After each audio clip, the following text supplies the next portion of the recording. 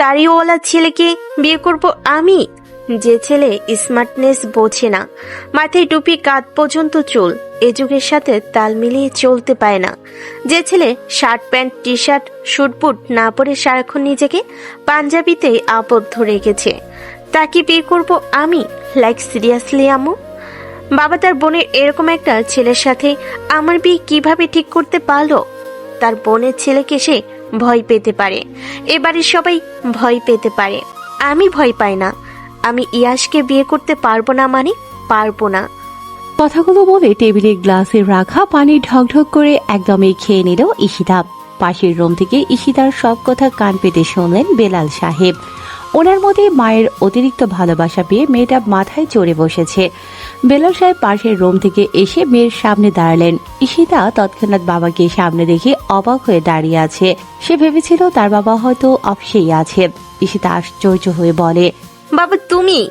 হ্যাঁ আমি যদি পাশের রুমে না থাকতাম তাহলে তো আমার মেয়ের এত বড় বড় কথা আমি শুনতেই পারতাম না। বাবার পছন্দের উপর মেয়ের ভরসা নেই, বাবার পছন্দকে মেয়ের কোনো তোয়াক্কা করে না। এটা একটা বাবার কাছে কতটা কষ্টের এটা তুমি বুঝবে না। যদি তোমার নিজের সন্তান থাকতো তাহলে বুঝতে। আর আমার কথায় শেষ কথা, ইয়াশকে তোমার পছন্দ হোক বা না হোক তাকেই তোমার বিয়ে করতে হবে। বাবা আমি ইয়াশ ভাইকে বিয়ে করতে পারবো না, আমার সাথে ওনার যায় না, কোনোভাবেই যায় না। আর তাছাড়া দেশে তো ছেলে মেয়ের অভাব নেই যে মামাতো ফুফাতো বোনের মধ্যে বিয়ে দিতে হবে। তোমার সাহস দেখে আমি অবাক হয়ে যাচ্ছি সীতা। আই এম সরি বাবা, কিন্তু আমি ইয়াশ ভাইকে সত্যি বিয়ে করতে পারবো না। আমিও দেখবো বিয়ে তুমি কিভাবে আটকাও। কথাটা বলেই বেলাল সাহেব রুম থেকে বেরিয়ে গেলেন। মিসেস রমেলা এবং ঈশিতা চুপচাপ দাঁড়িয়ে রইল। এক পর্যায়ে ঈশিতা রাগ করে ব্যাগটা নিয়ে বেরিয়ে গেল। ঈশিতা এবার চতুর্থ বর্ষে পড়াশোনা করছে। ভার্সিটি খুব একটা দূরে না বিধায় বাড়ি থেকে যাতায়াত করে। পড়াশোনা যেহেতু প্রায় শেষের দিকে, তাই বেলাল সাহেব ঠিক করেছেন বোনের ছেলের সাথে মেয়ের বিয়ে দেবেন। কিন্তু ঈশিতা কোনোভাবেই ইয়াশকে বিয়ে করতে রাজি না, কারণ ইয়াশ রাজনীতির সাথে জড়িত। রাগী স্বভাবের কেমন একটা সেকেলে ভাব ও আছে তার মধ্যে, যা ঈশিতার পছন্দ না। ঈশিতা বেরিয়ে যায় হয়তো বন্ধুদের সাথে দেখা করে বিয়ে ভাঙার কোনো প্ল্যান করবে। মিসেস রমেলা মেয়ের এমন ব্যবহার দেখে কপাল চাপড়াচ্ছেন। তার অতিরিক্ত ভালোবাসায় মেয়ের অবস্থা এমন হয়েছে যা এখন ঠিক করানো নয়। ইয়াশ ছেলে হিসেবে খুব ভালো, সেটা তিনিও জানেন। তাই ঈশিতাকে যে কোনো মূল্যে রাজি করাতেই হবে বলে চিন্তা করেন। প্রিয়তা ব্যাগ গুছিয়ে হোস্টেল থেকে বের হয়েছে তার একমাত্র ফুপির বাসায় যাবে বলে। সেখানে তার প্রিয় মানুষটির দেখা মিলবে। অনেকদিন দেখা হয় না প্রিয় মানুষটির মায়ামাখা মুখটা।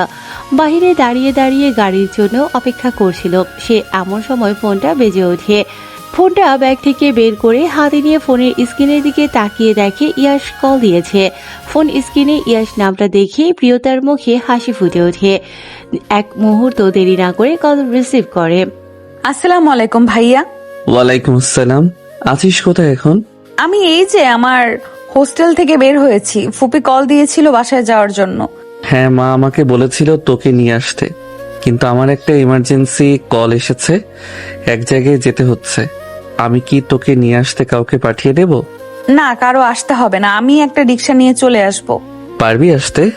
হ্যাঁ, 10 মিনিটেরই তো রাস্তা, আমি পারবো আসতে, আপনি নিশ্চিন্তে থাকতে পারেন। ঠিক আছে, তাহলে সাবধানে আয়, আমার এখনই বের হতে হবে। রাখছি তাহলে। ঠিক আছে, আল্লাহ হাফেজ। আল্লাহ হাফেজ। প্রিয়তা আর কিছু না বলে কল কেটে দেয়। নিজেই একা একা কথা বলতে থাকে। এই লোকের ব্যস্ততা কখনো যাবে না, সারা দিন রাত এটা ওটা নিয়ে ব্যস্ত আছে তো আছেই। লোকটা কিভাবে এত ব্যস্ত থাকতে পারে সেটা আমার কিছুতেই বুঝতে পারে না। একটু এখান থেকে বাসা অবধি সাথে করে নিয়ে গেলে কি এমন ক্ষতি হতো? আবার নিজেই নিজের মনকে সান্ত্বনা দেয়, কারণ ইয়াসের তো আসার কথা ছিলই না। প্রিয়তা একটা রিক্সা ডেকে উঠে পুপির বাড়ি যাওয়ার উদ্দেশ্যে রওনা দেয়। প্রিয়তা এবার সম্মান প্রথম বর্ষে। গতকালই প্রথম বর্ষের ফাইনাল পরীক্ষা শেষ হলো। তার ফুপির বাসাও ভার্সিটি থেকে অল্প কিছু দূরের দূরত্ব। প্রথমে তার ফুপি নিজেই বলেছিল তার বাসায় থেকেই পড়াশোনা করতে, কিন্তু ইয়াশ নিজেই নিষেধ করেছে। বলেছে অবনী আর প্রিয়তা একসাথে থাকলে কারো পড়া হবে না ঠিক মতো। মাঝে মাঝে যেন ঘুরতে আসে। দুজন একসাথে সময় কাটাবে। ইয়াশ হয়তো প্রিয়তাকে মামাতো বোন হিসেবেই দেখে, কিন্তু প্রিয়তা মোটেও ইয়াশকে ফুফুতো ভাইয়ের নজরে দেখে না। ক্লাস 9-এই প্রায় প্রতিটা মেয়ে প্রথমবারের মতো প্রেমে পড়ে। প্রিয়তাও এর ভিন্ন হয়নি। সেও প্রথমবারের মতো ইয়াশের প্রেমে পড়েছিল। বয়স হিসেব করতে গেলে গোটা 10 বছরের বড় ইয়াশ প্রিয়তার থেকে।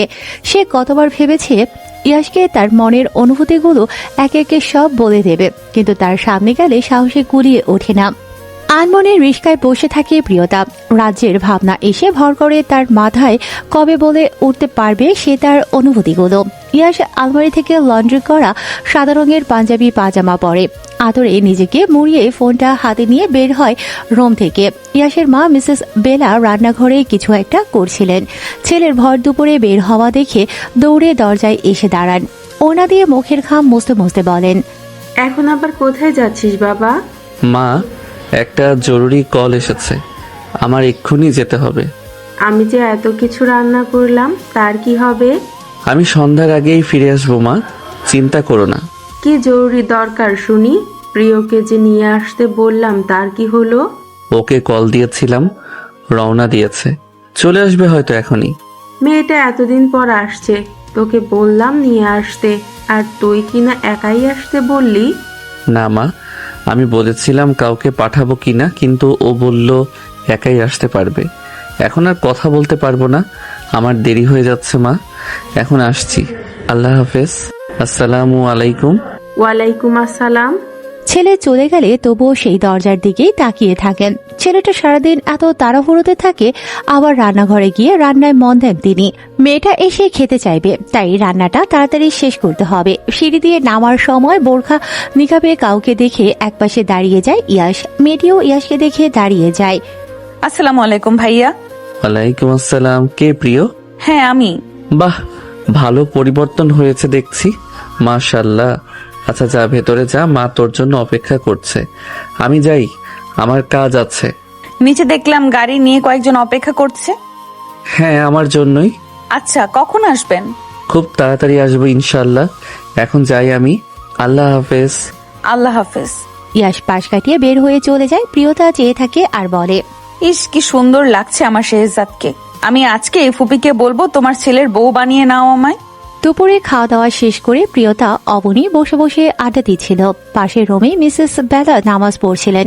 নামাজ শেষ করে মেয়ের রুমে আসেন। মাথা থেকে কাপড় নামিয়ে শুকনো কাপড় দিয়ে মাথা মুছতে মুছতে চেয়ার এগিয়ে নিয়ে বসে প্রিয়তাকে জিজ্ঞেস করেন, ওই যে ইয়াশ ঈশিতার ব্যাপারে কথা বলবো।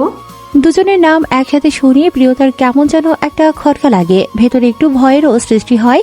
ইয়াশ ভাই আর তার বড় বোনকে নিয়ে কি ব্যাপারে কথা বলবে তার ফুপি? বুঝলাম না ফুপি, ইয়াশ ভাইয়া ঋষিতা আপুকে নিয়ে কথা বলবে মানে? অবনী তার মাকে কিছু বলার সুযোগ না দিয়ে বলে, ঈশিতা আপু আর ভাইয়ার বিয়ের কথা আম্মু তো কালকেই মামাকে জানিয়েছে, মামাও রাজি। হ্যাঁ রে মা, আমার অনেক দিনের ইচ্ছা ছিল ঈশিতাকে আমার ঘরের বউ করে নিয়ে আসব, আর সে কথা আমি তোর বাবাকে গত রাতেই জানিয়েছি। তোর বাবাও সম্মতি জানিয়েছে আমাকে, তাই আমরা চাচ্ছিলাম এই সপ্তাহের মধ্যেই ঘরোয়াভাবে ঈশিতা আর ইয়াশের বিয়ে দিয়ে দিতে। কই, আমাকে বাবা তো কিছু বলেনি। সকালেও তো কল দিয়েছিল বাড়িতে, কেউ কিছু বললো না তো। হয়তো খেয়াল নেই। আচ্ছা বাদ দেও সব, তুই তোর বাবার নাম্বারে কল দে, আমি একটু কথা বলি। মিসেস বেলার কথা শুনে প্রিয়তার যেন চারপাশে অন্ধকার হয়ে আসে। কি সব শুনছে সে? তার প্রিয় মানুষের বিয়ে কিনা তারই বড় বোনের সাথে? এটা কিভাবে সম্ভব? তার এত বছরের ভালোবাসা, অনুভূতি সব কি তবে বৃথা যাবে? প্রিয়তা কল লিস্ট থেকে বাবার নাম্বার বের করে ফুপির হাতে ধরিয়ে দেয়। কি রে, কল দিয়ে দিবি না তাহলে? ও হ্যাঁ। প্রিয়তা আবার ফোনটা নিয়ে বাবার নম্বরে কল দেয়। রিং হলে ফোনটা মিসেস বেলার হাতে ধরিয়ে দেয়। প্রিয়তা মাথা নিচু করে বসে আছে। প্রিয় মানুষকে দেখার উছিলায় এসেছিল সে। ভেবেছিল কয়েকদিন থাকবে আর ইয়াশকে সময় সুযোগ বুঝে বলে দেবে যে সে তাকে ভালোবাসে। কিন্তু এখন যা শুনছে তাতে নিজের সুখ দুঃখ জলাঞ্জলি দিতে হবে। ফোন রিং হওয়ার সাথে সাথে বেলাল সাহেব কল রিসিভ করেন। মিসেস বেলা খুব উৎসাহের সাথে সালাম দেন। আসসালামু আলাইকুম ভাই। ওয়ালাইকুম সালাম। কেমন আছিস বোন? জি ভাইয়া, ভালো আছি। আপনি কেমন আছেন? আর ভাবি কেমন আছেন? হ্যাঁ, বাসার সবাই ভালো আছে। প্রিয়তা তোদের ওখানে গেছে? না মানে ওর ফোন নাম্বার যে এটা? হ্যাঁ ভাই, কিছুক্ষণ আগেই এসেছি। রাতে ওই ব্যাপারটায় কথা বলার জন্য আবার ফোন দিয়েছিলাম। তুই একদম চিন্তা করিস না, মেয়েটাও বড় হয়ে গেছে আর আমিও চাচ্ছি খুব তাড়াতাড়ি বিয়ে দেওয়ার জন্য। ইয়াসের মতো ভালো ছেলে তো আর হয়ই না। যাক, আলহামদুলিল্লাহ। ঈশিতার কি খবর? তোর তো নারাজি হওয়ার কিছু নেই। তোর এসব নিয়ে একদম চিন্তা করতে হবে না। সব ব্যাপারগুলো আমি দেখে নেব, তুই শুধু বল। তাতে দুজনের আলাদা আলাদা হাতগুলো আমরা কবে একসাথে করে দেব? ভাই, আমি ভাবছিলাম যে ওদের দুজনের বিয়ে এই সপ্তাহের মধ্যেই দিয়ে দিলে হয় না? তুমি তো জানোই ইয়াশ কেমন। ও কোনোভাবেই বিয়ের অনুষ্ঠান করতে দেবে না। ও তো এখন বিয়েই করতে চাইছিল না, কিন্তু ওর বয়সী ছেলেদের 2-1টা করে বাচ্চা হয়ে গেছে, অথচ সে বিয়েই করতে চায় না। অনেক কষ্টে রাজি করিয়েছি। আমি জানি আমার ছেলের আলাদা কোনো পছন্দ নেই, তবুও জিজ্ঞেস করেছিলাম তার কোনো পছন্দ আছে কিনা। সে বলেছে তার কোনো পছন্দ নেই, আমরা যা করব তাতেই সে রাজি। অনেকদিন হলো আমাদের বাড়িতে আসা হয় না তো তোদের। এসে ঘুরে যা আর ঈশিতাকেও দেখে যা। নিজেদের মেয়েকে আবার দেখার কি আছে বলো তো? একেবারেই বিয়ের জন্যই যাব। রাতে ইয়াসের বাবা বাড়ি ফিরলে ফোন দিয়ে কথা বলতে বলবো। তুমি ওনার সাথে কথা বলে আজকেই বিয়ের তারিখ ঠিক করে ফেলো তাহলে। আচ্ছা ঠিক আছে, আমি রাতে কল দেবো তাহলে। ঠিক আছে। না, প্রিয়তার সাথে কথা বলো। মিসেস বালা ফোনটা প্রিয়তার দিকে এগিয়ে দেয়। প্রিয়তা ফোনটা নিয়ে ফুপির দিকে তাকিয়ে মিথ্যে একটা হাসি দেয়। হ্যাঁ বাবা, বলো কেমন আছো? হ্যাঁ রে মা, ভালো আছি। তুই কেমন আছিস বলতো? পরীক্ষা কেমন হলো? আমিও আলহামদুলিল্লাহ ভালো। আর আমার পরীক্ষাও ভালো হয়েছে, কিন্তু তুমি আমার সাথে এটা ভালো করলে না। কি ভালো করলাম না আমার মেয়ের সাথে? এই আপুর বিয়ে ঠিক হয়ে যাচ্ছে এই কথাটা আমি মাত্র জানলাম কেন? ও আচ্ছা, এই কথা। তোর ফুপি তো রাতে বলেছে আমাকে। তখন তো তুই হয়তো ঘুমাচ্ছিলি, তাই আর বলিনি। সকালে যে কথা হলো। একটুও মনে নেই রে মা। তুই বাসায় আসবি কখন? বাসায় এলে সব বলবো। আর বলতে হবে না, থাক। রাগ করে না মা, আগামীকালে চলে আয়। বাবার মেয়ের অনেক কথা আছে তো। এইভাবে ভুলিয়ে ভালিয়ে পরিস্থিতি সামলাও তুমি সব সময়। তোর বাবা বলে কথা। হ্যাঁ হ্যাঁ, বুঝেছি বুঝেছি। আচ্ছা মা, এখন রাখছি, পরে কল দেবো। ঠিক আছে। প্রিয়তা ফোন রেখে দেয়। মিসেস বেলাও চলে যান রুম থেকে। অবনী ফোন ঘাটাঘাটি করতে ব্যস্ত, সেই সুযোগে প্রিয়তা রুম থেকে বেরিয়ে ওয়াশরুমে চলে যায়। আয়নার সামনে দাঁড়িয়ে কিছুক্ষণ চোখ বন্ধ করে থাকে। হঠাৎ করে পাওয়া এতটা বিষণ্ণতা হয়তো জোরে চিৎকার করে কান্না করে উদযাপন করতে হতো, কিন্তু সে উপায়ও তো নেই। এক জায়গায় দাঁড়িয়ে অধৈর্য হয়ে কান্না করতে থাকে প্রিয়তা। আজ যেন তার কান্নারই দিন। সবকিছু উপেক্ষা করে তাকে হারানোর কান্না কাঁদতে হবে। রাতে চা বানিয়ে সবাইকে দিতে দিয়ে প্রিয়তা 1 কাপ চা ইয়াসের জন্য নিয়ে যায় তার রুমে। ইয়াস ল্যাপটপে কিছু একটা করছিল। প্রিয়তা চা রেখে বাইরে যাওয়ার উদ্দেশ্যে পা বাড়ায়। কারো রুমে প্রবেশের আগে অনুমতি নিয়ে প্রবেশ করতে হয়। ইয়াসের কথা শুনে দাঁড়িয়ে যায় প্রিয়তা। একেই তো মন খারাপের জন্মদিন, তার উপর প্রিয় মানুষের এমন কথা। সব মিলিয়ে যেন অন্ধকার নেমে আসে প্রিয়তার জীবনে। প্রিয়তার কথা বাড়াতেই ইচ্ছে করছিল না, কেমন যেন অভিমান হচ্ছিল ইয়াসের উপর। সে কি কিছুই বোঝেনি এতদিনে তার ব্যবহারে? এখন যেহেতু নিজের বোনের সাথে বিয়ের কথা চলছে, এখানে নিজের বিষয়ে কথা বলা স্বার্থপরের পরিচয় দেয়া সমান কথা। তাই আর কথা বাড়াবে না বলে ঠিক করে। আজকে থেকে যেন এই পুরুষটি তার জন্য একেবারে নিষিদ্ধ হয়ে গেল। কি হলো, কিছু না বলে দাঁড়িয়ে আছিস কেন? পুরুষ মানুষের রুমে একা ঢুকতে নেই, জানিস না? সরি। প্রিয়তার সব মেনে নেওয়া সামান্য সরিতে অবাক হয়ে যায় ইয়াস। ল্যাপটপ থেকে এবার চোখ উঠিয়ে তাকে দেখে নেয়। বিষণ্ণতা ভর করেছে সেটা স্পষ্ট, আবার কাজে মন দেয় সে। পর্দা কাউকে দেখানোর জন্য না করে আল্লাহ ওকে ভয় করে করবি। তোর বোনের সাথে আমার বিয়ে হতে যাচ্ছে, তাকে না হয় আমি ঠিক করে নেব, কিন্তু তুই? আমার বিষয়ে আপনাকে ভাবতে হবে না। বিয়েটা হয়ে নিক, তারপর আমি একটা ভালো ছেলে খুঁজে তোরও বিয়ে দেব। মেয়েদের বেশি দিন ঘরে রাখতে নেই। নিজের বোনকে রেখেছেন কেন? অবনীকে বিয়ে দেন, আমার ব্যাপারে আপনার ভাবতে হবে না। দুজনকে নিয়ে ভাববো, বিয়েটা হতে দে আগে। খুব লাফিয়ে লাফিয়ে বিয়ে করতে যাচ্ছেন দেখছি। যাব না, বিয়ে তো একবারই করব। আমি আসছি। প্রিয়তা জানে ইয়াসের কোনো কথাই এখন সে মেনে নিতে পারবে না। সব কথাই তার রাগ হয়ে যাবে। সবচেয়ে ভালো হয় সে এখান থেকে আর ইয়াসের সামনেই যাবে না। মা, প্রিয়তাকে বাসায় পাঠিয়ে দাও। ইয়াশ আর মিসেস বেলা কথা বলছিলেন। ইয়াশের এমন কথা শুনে বাহিরে দাঁড়িয়ে যায় প্রিয়তা। সে সকাল সকাল তার ফুপিকে এই কথাটা বলতেই যাচ্ছিল যে সে আজকেই বাড়ি ফিরে যাবে, আর বলতে এসে শুনল ইয়াশ নিজেই তার মাকে এই কথাটা বলছে। প্রিয়তা বাহিরে দাঁড়িয়ে যায়। কেন, কি হয়েছে? মেয়েটা এসেছে কয়েকদিন থাকবে বলে।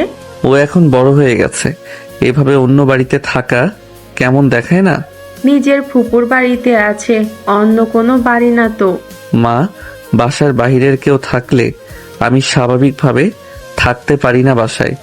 যতক্ষণ বাসায় থাকবো একটু ভালোভাবে না থাকলে পারে কেমন লাগে বলো? তোর রুম তো এক পাশে, ওই দিকে কেউ যায় না, তোকে বিরক্তও করে না তাহলে? কিছু না, থাক, বাদ দাও। শোন, তোর মামা রাতে তোর বাবাকে কল দিয়েছিল। বাবা কল দিয়েছিল শুনে আর একটু ভালো করে শুনতে চায় প্রিয়তা। কি বলেছে তার বাবা? সত্যি কি বিয়ের তারিখ ঠিক হয়ে গেল? ভালোবাসা প্রকাশের সুযোগটাই হলো না তার। প্রিয়তা মন শক্ত করে নেয়, ইয়াশকে গন্তব্য ভাবা বন্ধ করে দিতে হবে। আর না, ইয়াশকে নিয়ে ভাবা অন্যায়, ঘোর অন্যায়। নিজেকে নিজেই বোঝাতে চেষ্টা করে। না প্রিয়, একদম না। এই লোকটাকে নিয়ে আর একটুও ভাবা উচিত হবে না। এই লোকটা তোর বোনের হবু বর, তাকে নিয়ে ভাবা অপরাধ। এই অপরাধের শাস্তি পরিবারের কাছে ছোট হওয়া, নিজের কাছে অপরাধী হওয়া। তুই নিজেকে এত নিচে নামাতে পারিস না প্রিয়। ভালোবাসার মানুষকে সবসময় পেতে হবে এমন তো না, পাওয়াতেও সবসময় ভালোবাসা বেঁচে থাকে না।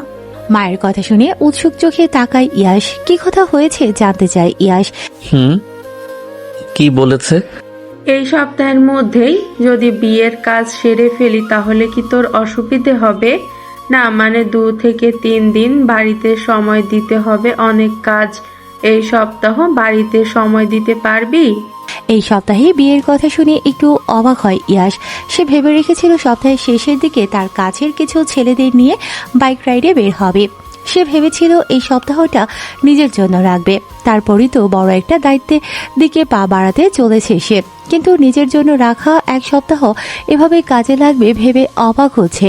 আর তাছাড়া ঈশিতার সাথে কথা বলাও জরুরি। ফোনে কথা বলাটা দৃষ্টিগত দেখায়, সব বিষয় নিয়ে ফোন আলাপও মানায় না। এত তাড়াহুড়ো কেন মা? আমি কি পালিয়ে যাচ্ছি নাকি? কে বলতে পারে তোর বিয়েতে রাজি হওয়ার মনোভাব কয়েকদিন পর পাল্টে যাবে না? যেভাবে বিয়ে দিতে চাচ্ছ এমনিতেও মনে হচ্ছে ধরে বেঁধে জেলখানায় পাঠাচ্ছ। কি জিজ্ঞেস করেছিলাম তার উত্তর দে, কথা বাড়াস না। আমি ভেবেছিলাম এই সপ্তাহ নিজের জন্য রাখবো, দলের ছেলেগুলোকে নিয়ে একটু ঘুরবো। তারা অনেক দিন ধরে ব্যস্ত সময় পার করছে, কাজে কাজে জীবনটা তলিয়ে যাচ্ছে। তাই ভাবলাম তাদের একটু বিনোদনের প্রয়োজন আছে। আর তাছাড়া আর কিছুদিন পর থেকে তো নতুন কিছু শুরু হবে ইনশাল্লাহ, তখন তো জীবন একদম পাল্টে যাবে। আর তুমি তো জানোই মা, আমার জীবনে দায়িত্ব কখনো কমবে না, দিনকে দিন দায়িত্ব আরো বাড়ছে।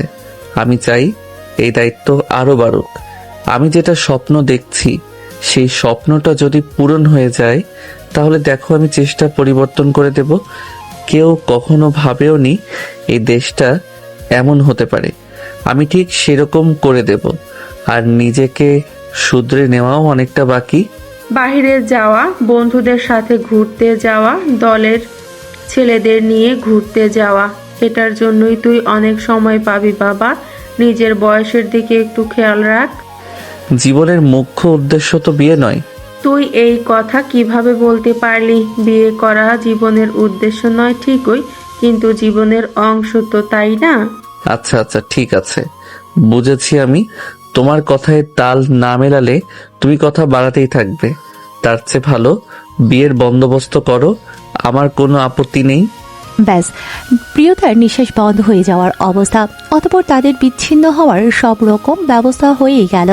এখানে আর এক মুহূর্ত নয়, আর এখানে থাকলে প্রিয়তা হয়তো দম বন্ধ হয়ে মারাই যাবে। সে সহ্য করতে পারবে না তার প্রিয় মানুষ অন্য কারো হয়ে যাচ্ছে তা দেখে। প্রিয় মানুষ অন্য কারো হয়ে চোখের আড়াল হলে তবুও একটু সহ্য করা যায়, কিন্তু সে তো প্রতিনিয়ত চোখের সামনে আসতেই থাকবে। প্রিয়তা আর কোনো কথা শোনার অপেক্ষা না থেকে সোফায় গিয়ে বসে পড়ে। দাঁড়িয়ে থাকার শক্তিটাও যেন হারিয়ে গেছে তার। ইয়াশ তার মায়ের সাথে কথা বলা শেষ করে রুম থেকে বের হয়ে দেখে প্রিয়তা বাহিরে সোফায় বসে আছে। পাশেই অবনী বসে বসে ফোন দেখছিল। এই মেয়েটার খুব বাজে অভ্যাস হয়ে গিয়েছে, সবসময় হাতে ফোন থাকবেই। ফোনে এত কি পেয়েছে কে জানে। ইয়াশ গিয়ে অবনীর হাত থেকে ফোনটা নিয়ে নেয়। ইয়াশের হঠাৎ এমন আচরণে অবনী চমকে যায়। এটা কি হলো ভাইয়া? ফোন কেন নিয়ে নিলে? আজকে থেকে তোর ফোন ব্যবহার করা বন্ধ। অতিরিক্ত বাজে নেশা হয়ে গিয়েছে তোর। এটা কেমন কথা? পরীক্ষা শেষ, বাসায় এমনি এমনি কি করব বসে বসে? আমার বুকসেল ভর্তি বই আছে কি করতে? ওখানে নিম্নেও 400-500 বই আছে, ওগুলো পড়তে পারিস না? ভাইয়া, সবার সবকিছুর প্রতি নেশা থাকে না, সবকিছুর প্রতি ভালোবাসাও থাকে না। আমার বই পড়তে ইচ্ছে করে না, আমি বই পড়বো না। দাও, ফোন দাও। বই পড়তে ইচ্ছে করে না তো কি ইচ্ছে করে? সারাদিন ফোন নিয়ে বসে থাকতে ইচ্ছে করে? হ্যাঁ, ইচ্ছে করে। আমি তো তোমার মতো সব সময় বাইরে থাকি না যে আমার সময় এমনিতেই পার হয়ে যাবে। তোমার ভাইয়া এমনি এমনি বাইরে থাকে না বোন, তার অনেক কাজ, সেটা নিশ্চয়ই আলাদা করে তোমাকে বলতে হবে না। বুঝেছি বুঝেছি, আপনার অনেক কাজ। এবার আমার ফোনটা দিন। প্রিয়তা চুপ করে দুই ভাই বোনের কথা শুনছিল। প্রিয়তা নিজেও একটু উশৃঙ্খল টাইপের, তবে ইয়াশ কখনো তাকে কোনো বিষয় নিয়ে কিছু বলেনি। শুধু একদিন এ বাসায় এসে টি শার্ট পরে থাকায় অপমান করেছিল। তারপর থেকে প্রিয়তা ইয়াশকে দেখানোর জন্য হলেও ফুপির বাসায় আসলে মাথায় কাপড় দিয়ে থাকে, বাহিরে গেলে বোরকা পরে যায়। সে অন্য সময় এটা করে না। আমার সামনে যদি কোনোদিন আমি তোকে ফোন টিপতে দেখেছি, তাহলে ওই দিনই তোর ফোনের জান শেষ হয়ে যাবে। মনে থাকবে। এবার দাও, আমাকে ফোন দাও। ইয়াশ ও অবনীকে ফোনটা দিয়ে চলে যাবে এমন সময় প্রিয়তা পেছন থেকে ডাক দেয়। ইয়াশ আর সামনের দিকে পা না বাড়িয়ে পেছনের দিকে তাকায়। হ্যাঁ বল, কোনো দরকার? আসলে ভাইয়া, আমি বাড়ি যেতে চাচ্ছিলাম। কে? মা তো বললো তুই কয়েকদিন থাকবি এখানে। না, আমি বাড়ি যাব, আমার আর এখানে ভালো লাগছে না। অবনী ভ্রুকুচকে প্রিয়তার দিকে তাকায়। প্রিয়তা কি বললো সেটা হয়তো তার বোধগম্য হলো না। কি বললি তুই? তোর এখানে ভালো লাগছে না? এই কথাও এখন আমার শুনতে হলো? আমি থাকতে তোর ভালো লাগছে না? না, আসলে শরীরটা ভালো লাগছে না। আর ইয়াশ ভাইয়ার সাথে তো ইস্যু আপুর বিয়ের কথা চলছে। এই সময় আমি এখানে কিভাবে থাকবো? বাড়িতে অনেক কাজ আছে না। আচ্ছা, তুই মার সাথে কথা বলে দেখ, আমি বিকেলে রেখে আসবো। ঠিক আছে। ইয়াশ বেরিয়ে যায়। প্রিয়তাও সেখানে আর বসে না থেকে রুমে চলে যায় ব্যাগ গোছাতে হবে ভেবে। এখানে যে দম বন্ধ হয়ে আসে তার। এমন দম বন্ধকর পরিবেশ কোনোদিন সৃষ্টি হয়নি। বাসায় গিয়ে গান চালিয়ে দরজা বন্ধ করে চিৎকার করে কান্না না করলে তার মনটা যেন হালকা হবে না। আমি তোমাকে ভালোবাসি ইস্যু, তুমি একদম চিন্তা করো না, আমি দেখছি কি করা যায়। আমি কিছুতেই তোমাকে আমার কাছ থেকে হারিয়ে যেতে দিব না। ফোনের ওপাশে কারো সান্ত্বনায় কান্নায় ভেঙে পড়ে ঈশিতা। কান্না করতে করতে নাক আটকে আসে তার, দম বন্ধ হয়ে আসে, নিঃশ্বাস নিতে পারছে না। ওপাশ থেকে কেউ কান্না করতে বারবার নিষেধ করছে, তবুও যেন ঈশিতার কান্না বাদ মানতে চাইছে না। তুমি চিন্তা করো না, আমি প্লেনের টিকিট কেটেছি, এই সপ্তাহের মধ্যে চলে আসছি। আমিও ইয়াশ ভাইয়ের সাথে কথা বলবো এ ব্যাপারে। তুমি যদি ওনাকে বুঝিয়ে বলতে পারো, তাহলে তার সাথে একা দেখা করো, কথা বলো, দেখো পরিস্থিতি খানিকটা সামাল দিতে পারো কিনা। আমি আজকেই কল দেবো ওনাকে, আগামীকাল দেখা করতে বলবো। ঈশিতা কথা বলে কিছুক্ষণ পর ফোনটা রেখে দেয়। সে এতক্ষণ কথা বলছিল তার প্রেমিক আবিরের সাথে। আবির বাহিরের দেশে পড়াশোনা শেষ করে সেখানে ভালো একটা জব পেয়েছে 3 মাস যাবৎ। ঈশিতা ভেবেছিল আবির বছর খানেক জব করে বাসায় তার ব্যাপারটা জানাবে, কিন্তু বাড়িতে অন্যরকম পরিবেশ সৃষ্টি হয়ে যাওয়ায় সে আর রিস্ক নিতে চায় না। ভালোবাসার মানুষকে ছেড়ে দিতে চায়। যারা ছেড়ে যায় তারা হয়তো কখনো ভালোবাসেইনি বা ভাগ্য তাদের সহায় হয়নি। গাড়ি এসে প্রিয়তাদের বাড়ির সামনে থামে। প্রিয়তার সারা রাস্তা অন্যমনস্ক ছিল, একটা কথা বলেনি ইয়াশের সাথে। ইয়াশ এমনিতেও সবার সাথে বেশি কথা বলতে পছন্দ করে না, তার জন্য চুপচাপ পরিবেশই ইয়াশের জন্য ভালো। কিন্তু প্রিয়তা অনেক বেশি কথা বলে, সেজন্য এই চুপচাপ পরিবেশটা একটু অন্যরকমই লেগেছে। বাড়ির সব ভাই বোনেরা এক হলে এই মেয়েটা বেশি কথা বলে, অট্টহাসিতে যেন তার উপস্থিতি বুঝিয়ে দেয়। কতবার ধমক দিয়ে চুপ করিয়ে দিয়েছে তাকে। ইয়াশ গাড়ি থামিয়ে সামনের দিকে তাকিয়েই বলে, কিরে, নামবি না নাকি এখানে এভাবেই বসে থাকবি? ইয়াসের কথায় বাস্তবে ফিরে আসে প্রিয়তা। এতক্ষণ তার মন কোথায় পড়েছিল কে জানে। হ্যাঁ, কিছু বললেন আমাকে? বললাম, বাড়ি তো চলে এসেছিস, নামবি না? ও, চলে এসেছি এত তাড়াতাড়ি? হ্যাঁ, চলে এসেছিস, যা বাসায় যা। আর শোন, যেভাবে দিন কাটাচ্ছিস এভাবে কাটালে কবে দিন শেষ হয়ে যাবে বুঝতেই পারবি না। আফসোস করতে হবে। কিসের আফসোস? এই যে আমাদের কেন দুনিয়াতে পাঠানো হয়েছে আর আমরা কি করছি, তুই কি জানিস? এই যে তুই যেভাবে চলাচল করিস এটা ঠিক না। আমি শালীনভাবেই চলাচল করি তো। চলাচল 3 ধরনের, শালীন, অশালীন আর পর্দার সহিত চলাচল। বাড়িতে মাহারামের সামনে শালীন আর নন মাহারাম বাহিরের জন্য পর্দা। তুই যে এভাবে বের হয়েছিস তোরও গুনাহ, যে তোকে দেখবে তারও গুনাহ। একটা ভালো ইমানদার কোনো ছেলেই কিন্তু এরকম স্ত্রী চাইবে না। আমার আপু তো আমার চেয়েও আরো এক কাঠি ওপরে, তাহলে তাকে কেন বিয়ে করছেন? আপনার সাথে তো আপুর কোনোভাবেই যায় না। এখানে আমার পরিবার জড়িত আর নিজের উপর আমার সম্পূর্ণ আস্থা আছে। আমি আমার স্ত্রীকে ঠিক করে নিতে পারবো। তুই আমার অনেক ছোট, আমার ছোট বোনের সমবয়সী। 10 থেকে 11 বছরের ছোট তো হবি। তুই ছোট, আমার তোকে শাসন করার অধিকার আমার আছে। তোর তো আমার সামনে আসাও ঠিক না। কেন ঠিক না? কারণ আমি পরপুরুষ। যদিও তুই আমার মামাতো বোন, তবুও নিজের বোন তো আর না। ও আচ্ছা, ঠিক আছে, আর সামনে আসবো না। তোর বয়স কম হলেও ভালো বুঝিস, ধর্মীয় জ্ঞান অনেক কম তোর। পরের বার আমাদের বাসায় গেলে আমার থেকে কিছু বই নিয়ে আসবি। দাঁড়া, এখানেই একটা ভালো বই ছিল, নিয়ে যা, পড়বি অবশ্যই। ইয়ার সামনে একপাশে থাকা বইটা নিয়ে প্রিয়তাকে ধরিয়ে দেয়। প্রিয়তার এ সময়ে কি বলা উচিত সে বুঝতে পারছে না। একে তো প্রিয় মানুষকে হারানোর দহনে পড়ছে, আবার অন্যদিকে এসব জ্ঞান যেন তার সহ্য হচ্ছে না। তার অবস্থা এরকম যে না পারছে কিছু বলতে আর না পারছে সহ্য করতে। বইটা হাত থেকে নিয়ে গাড়ির দরজা খুলে বেরিয়ে যাবে এমন সময় মনে পড়ে অবনী তার চুড়ি পছন্দ করেছিল, বলেছিল দুইটার একটা যেন তাকে দেয়। হাতে থাকা ছোট্ট ব্যাগটাতেই চুড়ি ছিল, বের করে ইয়াসের দিকে বাড়িয়ে দেয়, কিন্তু একটা না দুটোই। ইয়াস কিছু বুঝতে না পেরে জানতে চায়, এগুলো আমাকে কেন দিচ্ছিস? অবনীর পছন্দ হয়েছিল, চুড়ি তো দুটো। সে বলেছিল একটা তাকে দিতে, কিন্তু আমার মনে ছিল না দিয়ে আসার কথা। আপনি এটা সাথেই রাখেন, বাসায় গিয়ে ওকে দিয়ে দেবেন। তুই এটা পছন্দ করে কিনেছিস না? হ্যাঁ, কিনেছিলাম। এটা তোর কাছে রেখে দে, আমি ওকে কিনে দেব। পছন্দের জিনিস কাউকে দিতে নেই। ভালোবাসার মানুষটাই নির্দ্বিধায় অনিচ্ছায় অন্যকে দিয়ে দিতে হয় কখনো কখনো। পছন্দের জিনিস না হয় নিজের ইচ্ছাতে ভালোবেসে দিলাম কাউকে, আমার পছন্দের জিনিসটা তারও যে পছন্দের। বুঝলাম না। কিছু না, এটা রাখুন, ওকে দিয়ে দিবেন। আমি আসছি, আসসালামু আলাইকুম। প্রিয়তা নিজেও আর কথা বাড়ায় না। ইয়াসকেও কিছু বলতে না দিয়ে চুড়ি জোড়া সিটের উপর রেখেই চলে যায়। দরজায় দাঁড়িয়ে কলিং বেল বাজিয়েই যাচ্ছে প্রিয়তা। মিনিট 2 পরেই ঈশিতা এসে দরজা খুলে দেয়। দরজায় প্রিয়তাকে দেখে বেশ অবাক হয়ে যায় ঈশিতা, কারণ প্রিয়তা আসবে সেটা সে জানে না। প্রিয়তা কোনো কথা না বলে ভেতরে প্রবেশ করে। ঈশিতা দরজা আটকে প্রিয়তার পিছু নেয়। কিরে তুই বাসায় আসবি জানাসনি তো? ঈশিতার কথায় কোনো জবাব না দিয়ে নিজের রুমে চলে যায়। ঈশিতা ও প্রিয়তার রুমে চলে আসে। প্রিয়তা ততক্ষণে বিছানায় গা এড়িয়ে দিয়েছে, খুব ক্লান্ত লাগছে নিজেকে। ঈশিতা এসে পাশে বসল। কিরে কি হয়েছে তোর? না, কি হবে আমার? কোনো কথা বললি না যে, একাই আসলি বাসায়? কি কথা বলার? না জানিয়ে বিয়ে করে নিচ্ছ, আর আমি কি বলবো? তোমার হবু বর নিয়ে গেল বাসার সামনে অবধি। কি ইয়াস ভাই এসেছে? এখনো কি আছে বাহিরে? বাসায় আসলো না কেন? আসতে বলিসনি তাকে বাসায় আসতে? না, বলিনি। বিয়ের দিনই আসুক একেবারে।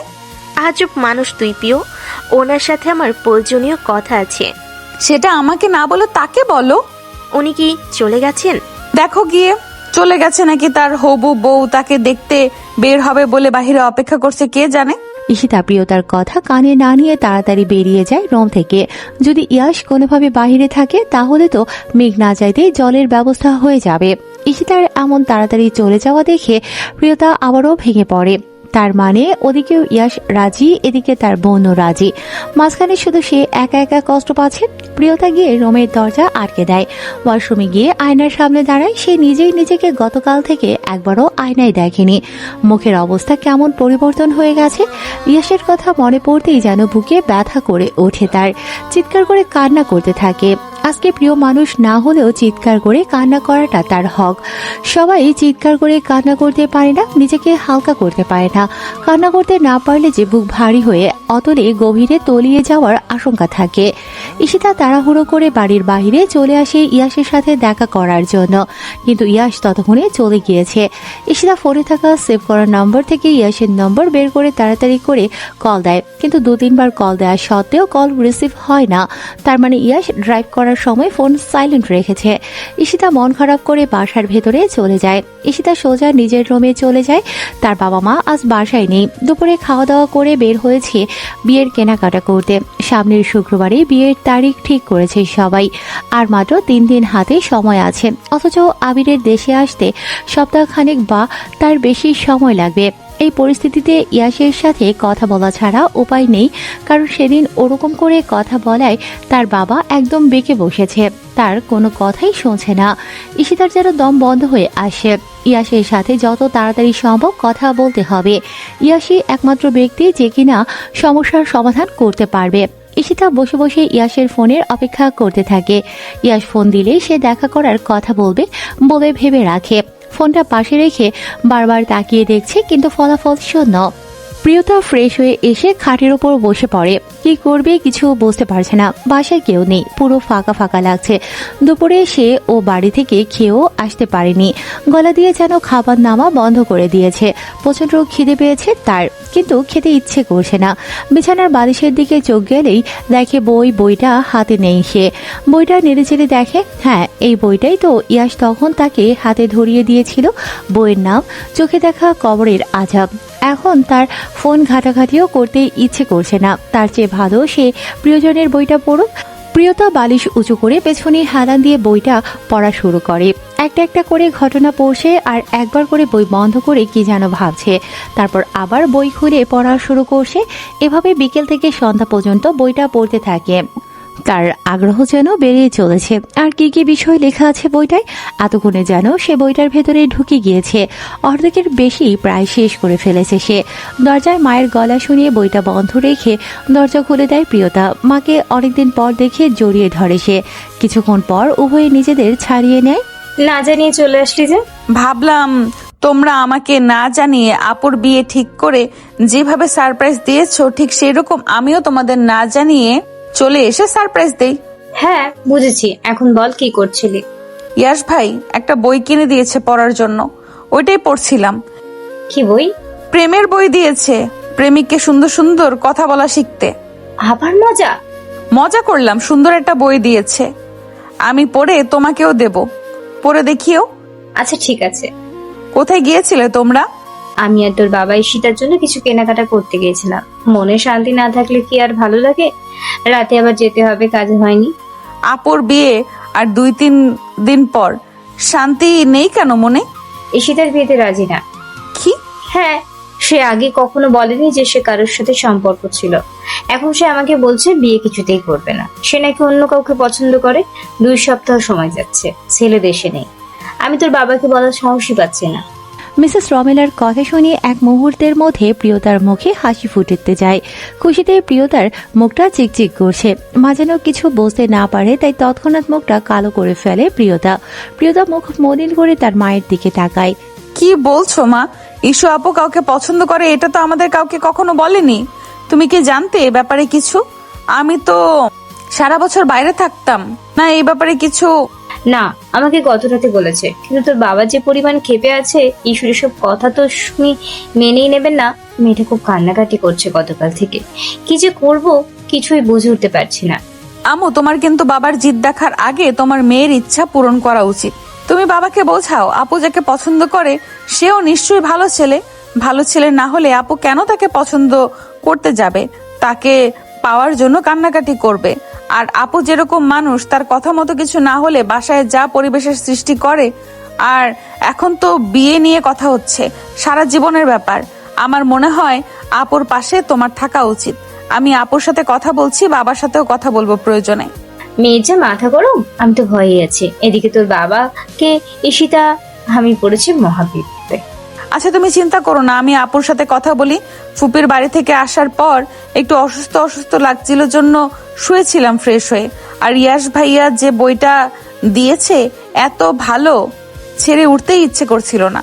তুই ভরসা, তোর কথা তোর বাবা শোনে। একটু বলিস তোর বাবাকে। আমি তো ঈশ্বর কান্না দেখতে পাচ্ছি না রে মা। আল্লাহ আল্লাহ করে তোর বাবা মেনে গেলেই হয়। ইয়াশ ভালো ছেলে জানি, কিন্তু ওর মনের বিরুদ্ধে গিয়ে বিয়ে দেওয়া তো উচিত হবে না। আচ্ছা মা, তুমি যাও, ফ্রেশ হয়ে নাও, বিশ্রাম নাও। আমি গিয়ে আপুর সাথে দেখা করি, তারপর সময় বুঝে বাবার সাথে কথা বলবো। আরো কিছুক্ষণ কথা চলে মা আর মেয়ের মধ্যে। প্রিয়তা মনে মনে খুশি হলেও আরেকটা দিক তাকে ভীষণ ভাবাচ্ছে। বিষয়টা যদি অন্যদিকে চলে যায়, তাহলে তার বাবা যদি সত্যি সত্যি জোর করে ইয়াসের সাথে ঈশিতার বিয়ে দিয়ে দেয়, তাহলে তো খুব খারাপ হয়ে যাবে। ইয়াস বিষয়টা জানলে হয়তো বিয়ে থেকে পিছু পা হতে পারে। প্রিয়তার মা মিসেস রমেলা নিজেদের রুমের দিকে চলে গেলে প্রিয়তা এবার ঈশিতার রুমে প্রবেশ করে। ঈশিতা তখন তার প্রেমিক আবিরের সাথে ফোন আলাপ করছিল। রুমে প্রিয়তাকে দেখে ফোনটা মুহূর্তের মধ্যে রেখে দিয়ে চুপ করে বসে। প্রিয়তা এগিয়ে এসে ঈশিতার সামনাসামনি বসে। সে স্পষ্ট খেয়াল করে ঈশিতার চোখে পানি। একটা দীর্ঘ নিঃশ্বাস ফেলে প্রিয়তার দিকে তাকায় ঈশিতা। কিছু বলবি? হ্যাঁ বলবো, তারপরে আগে শুনতে এলাম। কি শুনতে এলি? এই যে তুমি কাউকে পছন্দ করো, সেটা আগে কাউকে কেন বলনি? কে জানতো বাবা এমন আচরণ শুরু করবি? তুমি ইয়াশ ভাইয়াকে নিয়ে যা তা বলেছ জন্যই তো বাবা এতটা ক্ষেপে গেছেন। আমি ইয়াশ ভাইকে মানুষ হিসেবে অপছন্দ করি তা না, আমি একজনকে ভালোবাসি। তাকে রেখে আমি অন্য কাউকে কিভাবে বিয়ে করব? পছন্দ করো কাকে তুমি? ওর নাম আবির। অনেক কষ্ট করে কানাডা গিয়েছে 5 বছর আগে। ওখানে পড়া শেষ করে ভালো একটা জব পেয়েছে। আবির বলেছিল কয়েক মাস গেলে ও দেশে আসবে, এসে বিয়ে করে আমাকে ওর সাথে নিয়ে যাবে। আবিরকে আগে থেকেই পরিচিত তোমার? হ্যাঁ, আমার কলেজ ফ্রেন্ড। সম্পর্ক বেশি দিনে না। আচ্ছা বুঝলাম। প্রিয়, তোর কথা তো বাবা শোনে। প্লিজ তুই বাবাকে বল না আবিরকে যেন মেনে নেই। উনি না মেনে নিলে তো আমাদের বিয়ে হবে না। ও সামনের সপ্তাহে আসছে দেশে, শুধুমাত্র আমার জন্য। বাবা মেনে নিলে বিয়ে হবে না, এইটা তো খুব জানা। প্রেম করা যে বড় গুনাহ, এটা জানো না? জানি তো, ভুল হয়ে গেছে। তার জন্য আমি মাপ চেয়ে নিচ্ছি আল্লাহ তাআলার কাছে। উনি তো সবসময় ক্ষমা করে দেন। আবিরকে আমার জীবনে অনেক প্রয়োজন। ওকে ছাড়া আমি কিছুই ভাবতে পারি না। তুই প্লিজ কিছু কর না আমাদের জন্য। আগে ছেলের সাথে কথা বলা আমাকে। ওকে, কি বলবি? কথা বলাবি না? দাঁড়া দাঁড়া, কল দিচ্ছি ওকে। ভিডিও কল দিবি, আমি দেখবো তাকে আগে, তারপর সবকিছু। ঠিক আছে। ঈশিতা আবিরকে পুনরায় কল দেয়। সাথে সাথে ওপাশ থেকে কল রিসিভ হয়ে যায়। ওপাশের মানুষটাও এই একদিনে কেমন হয়ে গেছে। প্রিয় মানুষ, একেই তো 1000 মাইল দূরে, তার উপর বিয়ের কথা 3 দিনের মধ্যে, তাহলে তো খারাপ থাকার কথাই। ঈশিতা কথা বলে জানিয়ে দেয় তার ছোট বোন প্রিয়তা কথা বলবে। আবির প্রথমে ইতস্তত বোধ করলেও পরে রাজি হয়ে যায়, এটা ভেবে যে যদি কোনো উপকার হয়। ঈশিতা ফোনটা প্রিয়তার হাতে ধরিয়ে দেয়। ফোনটা সামনে নিয়ে প্রিয়তা প্রথমে সালাম দেয়। ওপাশ থেকে আবিরও সালামের জবাব দেয়। প্রিয়তা এক নজর দেখে বুঝে যায় উনিও খুব চিন্তায় আছেন। মুখের মলিন অবস্থা স্পষ্ট বলে দিচ্ছে রাতে হয়তো ঘুম হয়নি। কি অবস্থা ভাইয়া? এক্ষুনি যদি চেহারার এই অবস্থা হয়, তাহলে আমার বাবা তো বাড়ির জামাই হিসেবে আপনাকে পছন্দই করবে না। এমন চেহারা কেন বানিয়েছেন শুনি? সেটা তো আপনার অজানা না, কেমন পরিস্থিতির মধ্যে দিয়ে যাচ্ছি আমরা। আমি আপনার অনেক ছোট, সুতরাং তুমি করেই বলতে পারেন। আর শোনেন, চিন্তার কোনো কারণ নেই। প্রিয়তা আছে, আর তার আপুর জন্য আমি থাকতে কোনো অঘটন ঘটতে হবে না, ঘটবেও না, কথা দিলাম। তবে আপনাকেও একটা কথা দিতে হবে, তবেই আমি আমার কাজ করব। হ্যাঁ হ্যাঁ হ্যাঁ, যে কোনো মূল্যে আমি ইস্যুকে চাই। আপনাকে কথা দিতে হবে, আপনি এত ভালো বর হয়ে দেখাবেন যেন আমার বাবার আফসোস করে বলতে হয় যে ইস, এরকম একটা ছেলে হাতছাড়া করতে যাচ্ছিলাম। এই ছেলের মতো কেউ আমার মেয়েকে ভালো রাখতে পারতো না। কথা দিলাম, আমার ভালোবাসাকে সব সময় আমি ভালো রাখবো। এমন সময় ঈশিতার ফোনে ইয়াসের কল আসে। নেটওয়ার্কের সমস্যা হলে প্রিয়তা ইয়াসের কল কেটে দেয়। আবিরকে ভালোভাবে বুঝিয়ে ফোনটা কেটে দেয়। প্রিয়তা এবার ঈশিতার কাছে জানতে চায় ইয়াস কেন কল দিচ্ছে। ঈশিতা জানায় সে ভাবছে ইয়াসের সাথে দেখা করবে। প্রিয়তাও ভেবে দেখে সবকিছু মসৃণভাবে শেষ করতেই ইয়াসের দিক থেকেই সবকিছু নিষেধ করতে হবে। নিজের ভাবনা অনুযায়ী প্রিয়তা ঈশিতাকে ফোন এগিয়ে দিয়ে কথা বলতে বলে। প্রিয়তা ঈশিতাকে জানিয়ে দেয় সে যেন ইয়াসকে কালকে দেখা করতে বলে সন্ধ্যায়। ঈশিতাও ইয়াসকে চিন্তানো অনুযায়ী কল দেয়। ওপাশ থেকে খুব তাড়াতাড়ি কল রিসিভ করে ইয়াস। আসসালামু আলাইকুম। ওয়ালাইকুম সালাম। সালামের জবাব দিতেই ঈশিতা প্রিয়তার দিকে তাকায়। কথা বলতে তার ভয় ভয় লাগছে। পাশ থেকে প্রিয়তা সাহস জোগাচ্ছে। আমি ঈশিতা। হ্যাঁ, নম্বর সেভ আছে আমার কাছে। আচ্ছা, আপনার সাথে আমার কিছু কথা ছিল। হ্যাঁ, শুনছি আমি। ফোনে না, দেখা করে যাবে? আগামীকাল সময় হবে আপনার? আগামীকাল কখন? বিকেলবেলা বা সন্ধ্যা, আপনি যখন বলেন। আচ্ছা, বিকেলের শেষে সন্ধ্যার আগে দেখা করা যায়। বাই দা ওয়ে, কোনো সমস্যা? কথা বলতে গিয়ে ঈশিতা স্পষ্ট বুঝতে পারছে তার গলা কাঁপছে। তবুও সে নিজেকে সামলে নেয়। নিজের ভবিষ্যৎ ঠিক করতে এতটুকু সাহস করতেই হবে। নিজের জড়তা কাটিয়ে বলে, দেখা হলেই না হয় সব বলি। আমি আর প্রিয়তা আগামীকাল বের হচ্ছি, তাহলে লোকেশনে আপনাকে জানিয়ে দিব। ঈশিতা ফোন রাখার সাথে সাথে জোরে একটা নিঃশ্বাস ফেলে। মনে হলো বুকের উপর থেকে ভারী কিছু নেমে গেল। পাশ থেকে প্রিয়তা কিছু একটা ভেবে মুচকি হাসে। থাকো, চিন্তা করো না, আমি গিয়ে বইটা শেষ করি। বলেই প্রিয়তা নিজের রুমের দিকে অগ্রসর হয়। ঈশিতা আর ইয়াস সামনাসামনি বসে আছে। প্রিয়তা ঈশিতার পাশে বসে আছে। প্রিয়তা আজকে সত্যি সত্যি নিজের ইচ্ছেতে বোরকা আর নিকাবে নিজেকে ঢেকে এসেছে, কারণ সে ইয়াসকে বলেছিল তার মুখ আর ইয়াস দেখবে না। নিজের কথা রেখেছে প্রিয়তা। সে বারবার ঈশিতাকে কনুই দিয়ে ধাক্কাচ্ছে কথা বলার জন্য, কিন্তু ঈশিতা চুপচাপ বসে আছে, ভয়ে কিছুই বলতে পারছে না। ওদিকে ইয়াস ফোন ঘাটাঘাটি করতে করতে চোখ তুলে ঈশিতার দিকে তাকায়। এভাবে বসে থাকার জন্য আমি এসেছি? না মানে, কি মানে করছো আপু? তুমি যে বিয়ে করবে না সেটা সাফ সাফ বলে দাও তো। প্রিয়তা দেখছিল ঈশিতা কোনোভাবেই সাহস পাচ্ছে না ইয়াসকে কথাটা বলার। সে যতই বলুক সবাই ইয়াসকে যেমন ভয় পায় তেমন সেও ভেতরে ভেতরে ঠিকই ভয় পায়। সেজন্য প্রিয়তা কাজটা সহজ করে দিল। প্রিয়তার কথা শুনে ইয়াস বড় বড় করে তাকায় প্রিয়তার দিকে। ওদিকে ঈশিতা চোখ বন্ধ করে আছে। ইয়াস হাতের ফোনটা টেবিলের উপর রাখে, জিজ্ঞাসু চোখে ঈশিতার দিকে তাকায়। ঈশিতা তখনও চোখ খুলে অন্যদিকে তাকিয়ে আছে। তাহলে এই কথা আমি আগে থেকেই আন্দাজ করেছিলাম। বিয়েতে কি সমস্যা? অন্য কাউকে পছন্দ? না মানে, মানে না করে স্পষ্ট করে কথা বল। আমি তো ভয়ঙ্কর কোনো প্রাণী না যে আমাকে দেখে ভয় পাবি। কথাই বলতে পারবি না? ভাইয়া, আমার পরিবর্তে প্রিয়তা আপনাকে সবকিছুই বলুক। প্রিয় কেন বলবে? তোর কথা তুই বল। না মানে, আসলে আমার খুব ভয় লাগছে। তুই আমাকে সবকিছু ক্লিয়ার করে না বললে আমি 3 দিন পরের বিয়েটা কালকে করে নেব। না না, বলছি। হ্যাঁ বল।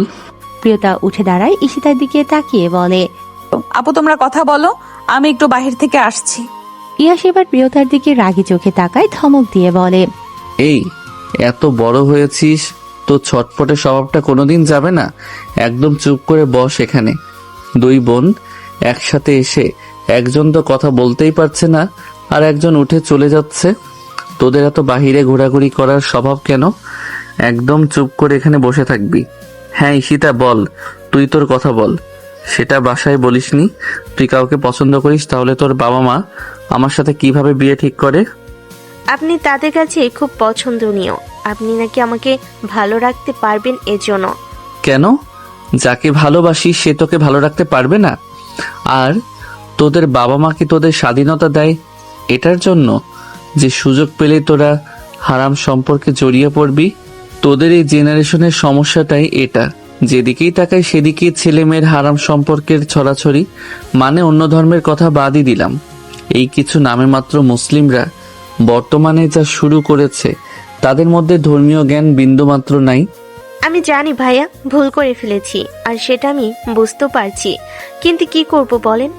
আমরা নিজেরাও চাচ্ছি খুব তাড়াতাড়ি এই হারাম সম্পর্ক থেকে বেরিয়ে নতুন একটা হালাল সম্পর্কে আমাদের ভালোবাসাকে রূপান্তর করতে, আর আপনার সহযোগিতা খুব প্রয়োজন। ইয়াশ মুখ গম্ভীর করে কিছুক্ষণ চুপ করে থাকে, তারপর টেবিলে রাখা ফোনটা হাতে নিয়ে দাঁড়িয়ে যায়। ঈশিতা আর প্রিয়তাকে উদ্দেশ্য করে বলে, আমি মামার সাথে কথা বলে নেব, চিন্তা করিস না, আমি মামার সাথে কথা বলে নেব। এখন দুজন এখানে আর এক মুহূর্ত দেরি না করে বাসায় চলে যা, আমি আসছি, আমার কাজ আছে, আল্লাহ হাফেজ। ইয়াশ কথাগুলো বলে তাড়াতাড়ি করে রেস্টুরেন্ট থেকে বের হয়ে চলে যায়। ইয়াশ চলে যাওয়ার সাথে সাথে ঈশিতা আর প্রিয়তার মুখে হাসি ফুটে যায়। নাও, এবার তোমার কাজ হয়ে গেল, আমাকে ট্রিটটা দাও তাড়াতাড়ি। প্রিয়তা হাসি মুখে কথাটা ঈশিতাকে বলে।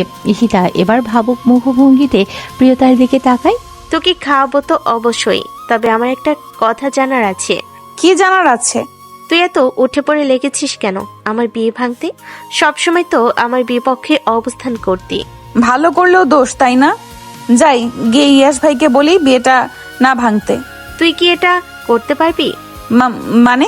তুই ইয়াস ভাইকে পছন্দ করিস, তাই না? কি বলছো তুমি? আমি কেন ওনাকে পছন্দ করতে যাব? তোর আচরণেই বুঝেছি গতকাল যে তুই ইয়াস ভাইকে পছন্দ করিস, আবার ভালোবাসতে পারিস। বুঝতে পারছি না আসল কাহিনীটা। বাজে কথা বলো না তো। তোমার কি মনে হয় ওইরকম একটা রাগী রাজনীতিবিদ লোক সব সময় নীতি শেখাতেই আছে, আর তার সাথে আমি আমার ভবিষ্যতে স্বপ্ন দেখবো? হ্যাঁ, দেখতে পারিস। তোর পরিবর্তন তো আমার চোখ এড়ায়নি। কি পরিবর্তন? এই যে রাতে ব্যাগে দেখলাম বোরখা নিকাব, রাতে নামাজ, ইসলামিক বই। এত পরিবর্তন কেন? ইয়াস ভাইয়ের মনের মতো হওয়ার চেষ্টা করছিস? মোটেও না, বইটা পড়তে ভালো লাগছে, কেমন ভয় ভয় লাগছিল। অনেক বিষয়ে আজবের ঘটনা দেওয়া বইটাতে, যে পাপগুলো আমরা অহরহ করছি। সেই জন্য আমার মনে হয় আমি যেইভাবে চলি এইভাবে চলতে থাকলে আমার জায়গাও জাহান্নামেই হবে। তার চেয়ে ভালো নিজেকে পরিবর্তন করে নেই। ভোরবেলা উঠে নামাজ পড়া, আজ সারাদিন বিভিন্ন কাজে খটকা লেগেছে আমার। আমার মনে হয় তোমারও বইটা পড়া উচিত। তাহলে দিস, পড়বো। তুমি যার ইসলাম বিষয়ে লেকচার দেয় ওদের কথাগুলো শুনবে, দেখবে একবেলা নামাজ ছাড়তে ইচ্ছে করবে না, নিকাব বোরকা ছাড়া বাহিরে আসতে চাইবে না। পাপের শাস্তি এতটা ভয়াবহ, অথচ আমি আগে গুরুত্ব দেইনি। কত ভুল যে করেছি আপু, ভাবলেই রাত থেকে কান্না পাচ্ছে। আচ্ছা, এখন এসব কথা ছাড়, চল খাওয়া দাওয়া করে পাশে যাই। হ্যাঁ, সেটাই ভালো হবে। তাড়াতাড়ি খাবার দিতে বলো। হ্যাঁ বলছি। দুজন ইচ্ছে মতো নিজেদের পছন্দের খাবার অর্ডার করে খাওয়া দাওয়া করে বাসায় পৌঁছে যায়। রাত 10টা। প্রিয়তা বসে বসে কিছু দোয়া মুখস্থ করছিল। এই যেমন সকালে ওঠার পর থেকে ঘুমোতে যাওয়া পর্যন্ত কি কি কাজে আলাদা দোয়া আছে সেগুলো সে নিজের সময় অনুযায়ী ভাগ করে নিয়েছে কখন কি করবে। ঈশিতা প্রিয়তার রুমে এসে বিছানার উপর বসে ফোন টিপতে থাকে। প্রিয়তা তখনও কাগজ কলম নিয়ে চেয়ারে বসে দোয়াগুলো লিখে নিচ্ছে। এই পিও। ঈশিতার ডাক প্রিয়তা শুনতে পায় না। সে মনোযোগ দিয়ে নিজের কাজ করছিল। প্রথম ডাকে সাড়া না পেয়ে ঈশিতা আবার প্রিয়তাকে ডাকে। এই পিও, শুনছিস না? আমি ডাকছি। বলো। আমার চিন্তা হচ্ছে ভীষণ। কেন? এদিকে তাকা। বলো, আমি কাজ করছি। না, তুই এদিকে তাকা। প্রিয়তা ডায়েরি আর কলম রেখে ঈশিতার দিকে ফিরে বসে। হ্যাঁ বলো। এখনো বাসি কিছু হলো না। কথা শেষ করতে না করতেই ঈশিতার মা রুমে প্রবেশ করেন। মাকে দেখে দুজন চুপ হয়ে যায়, কারো মুখে কোনো কথা নেই। দুই বোন আমাদের রুমে আয়, তোদের বাবা ডাকছে। কথাটা বলেই তিনি রুম থেকে চলে যান। দুজন দুজনের মুখের দিকে কোনো কথা না বলে তাকিয়ে আছে। দুজন একসাথে বলে ওঠে, ঘটনা কি ঘটে গেল নাকি? ঘটনা কি ঘটে গেল নাকি? প্রিয়তা আর ঈশিতা দুজন বাবা মায়ের সামনে চুপচাপ বসে আছে, মনে মনে ভয় পাচ্ছে। কি বলবে তাদের বাবা? লাল সাহেব ও নীরবতা ভাঙলেন। এত বড় একটা বিষয়ে তো চুপচাপ থাকা যায় না। ঈশিতা, হ্যাঁ বাবা। তোমার পছন্দের ছেলেকে এখানে আসতে বলো। হ্যাঁ। হ্যাঁ, আসতে বলো, আমরাও দেখি সে কেমন। কেন বাবা? তোমরাই তো জোর করে আমার বিয়ে দিতে চাইছো, এখন আবার তাকে ডাকতে বলছো যে? ডাকতে বলেছি, ডাকবে। আমার তো ইয়াস ভাইয়ের সাথে বিয়ে হয়েই যাচ্ছে, তাকে ডেকে আর কি হবে বলো? তুমি অন্য কাউকে পছন্দ করো, এটা একটা খুব বেশি সময় হয়নি জেনেছি। আমি তোমার বাবা, আমি যে সিদ্ধান্ত নেব সেটাই সঠিক। এখন বলো, ওকে ডেকে কি করব? পরে যদি তোমাদের পছন্দ না হয়? কেন তোমার পছন্দের উপর নিজের ভরসা নেই? তুমি বুঝে দেখো তুমি তার কাছে ভালো থাকতে পারবে কিনা। তুমি খুশি থাকলে আমি আর তোমার মা খুশি। ঈশিতার যেন কথাগুলো বিশ্বাস হচ্ছে না, সব যেন স্বপ্ন দেখছে, আর এখনই সেই স্বপ্ন ভেঙে যাবে। ঈশিতা আবার মায়ের দিকে তাকিয়ে মাকে উদ্দেশ্য করে বলে ওঠে, মা বাবা কি সত্যি বলছে? তোর কি মনে হচ্ছে? মনে হচ্ছে ভুল শুনছি আমি। ভুল শুনছো না, ছেলেটার ছবি দেখাও। আর সে কবে আসবে? বাবা, সে এই সপ্তাহের মধ্যেই চলে আসবে। ঈশিতা ফোন থেকে তার প্রিয় মানুষটার ছবি দেখায়, কলে কথাও বলায় সে সাহস করে। ঈশিতা পরিবেশ দেখে বুঝতে পারে তার বাবারও পছন্দ হয়েছে। একটা জিনিস ভাববার বিষয়, আর তা হচ্ছে ইয়াশকে সব বলে দিয়েছে, তাহলে তাদের বাবা রাগ না করে মেনে নিল। অবিশ্বাস্য ব্যাপার যেন এটা। প্রিয় মা, তোর সাথে কিছু কথা ছিল। বাবার এমন কথায় প্রিয়তা তার বাবার দিকে তাকায়। সে ভাবছে তাকে আবার কি বলবে এখন। ঈশিতা মনে মনে হয়তো কিছু আন্দাজ করতে সক্ষম হয়েছে, তাই সে মিটিমিটি হাসে। প্রিয়তার হাত ধরতে প্রিয়তা বাবার দিক থেকে বোনের দিকে তাকায়। এবার তোর পালা। কিসের পালা? হয়তো আমার পরিবর্তে ইয়াশ ভাইয়ের সাথে তোর বিয়ের কথা বলবে। পাগল নাকি তুমি? হ্যাঁ, দেখ না কি বলে। তুমি এত কথা বলা বন্ধ করো। তোমার ব্যবস্থা হচ্ছে, তুমি বাড়ি থেকে বিদায় হও। আমার তো মনে হচ্ছে আমার সাথেও তোরও ব্যবস্থা করা হবে। দুজন কথা বলা বন্ধ করলে আমি কিছু বলবো। হ্যাঁ বাবা, বলো। আমরা বড়রা চাচ্ছিলাম ঈশিতা যাকে পছন্দ করে তাকে আগে দেখি। পছন্দ হলে, ছেলে ভালো হলে আমরা আলহামদুলিল্লাহ রাজি। তোমাদের ফুপু ফুপার কোনো আপত্তি নেই। তবে আমরা আরেকটা বিষয়ে রাজি হয়েছি, আর সেটা হচ্ছে ইয়াসের সাথে প্রিয়তার বিয়ে দিতে। তোমাদের ফুপি নিজেই মুখ ফুটে বলেছে কথাটা। আগেই বিয়ের দিকে না এগিয়ে প্রিয়তা তোমাকে জানালাম। আমার মনে হয় না তোমার আপত্তি থাকতে পারে।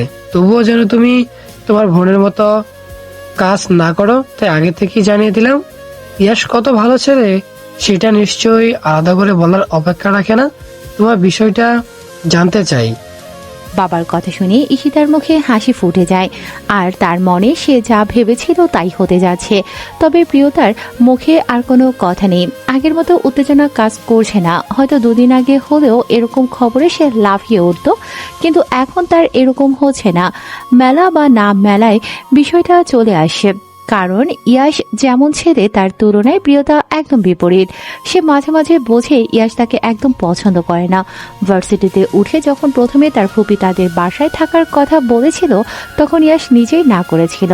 আবার সেদিনও ইয়াশ তার মাকে বলছিল প্রিয়তাকে বাসায় পাঠিয়ে দেওয়ার কথা, সেটা সে স্পষ্ট শুনেছে। এরপর সে ইয়াশের ব্যাপারে সিরিয়াস হওয়া ছেড়ে দিয়েছে। বেলাল সাহেব শান্ত পরিবেশ দেখে প্রিয়তার দিকে আবার প্রশ্ন ছুড়ে দেন।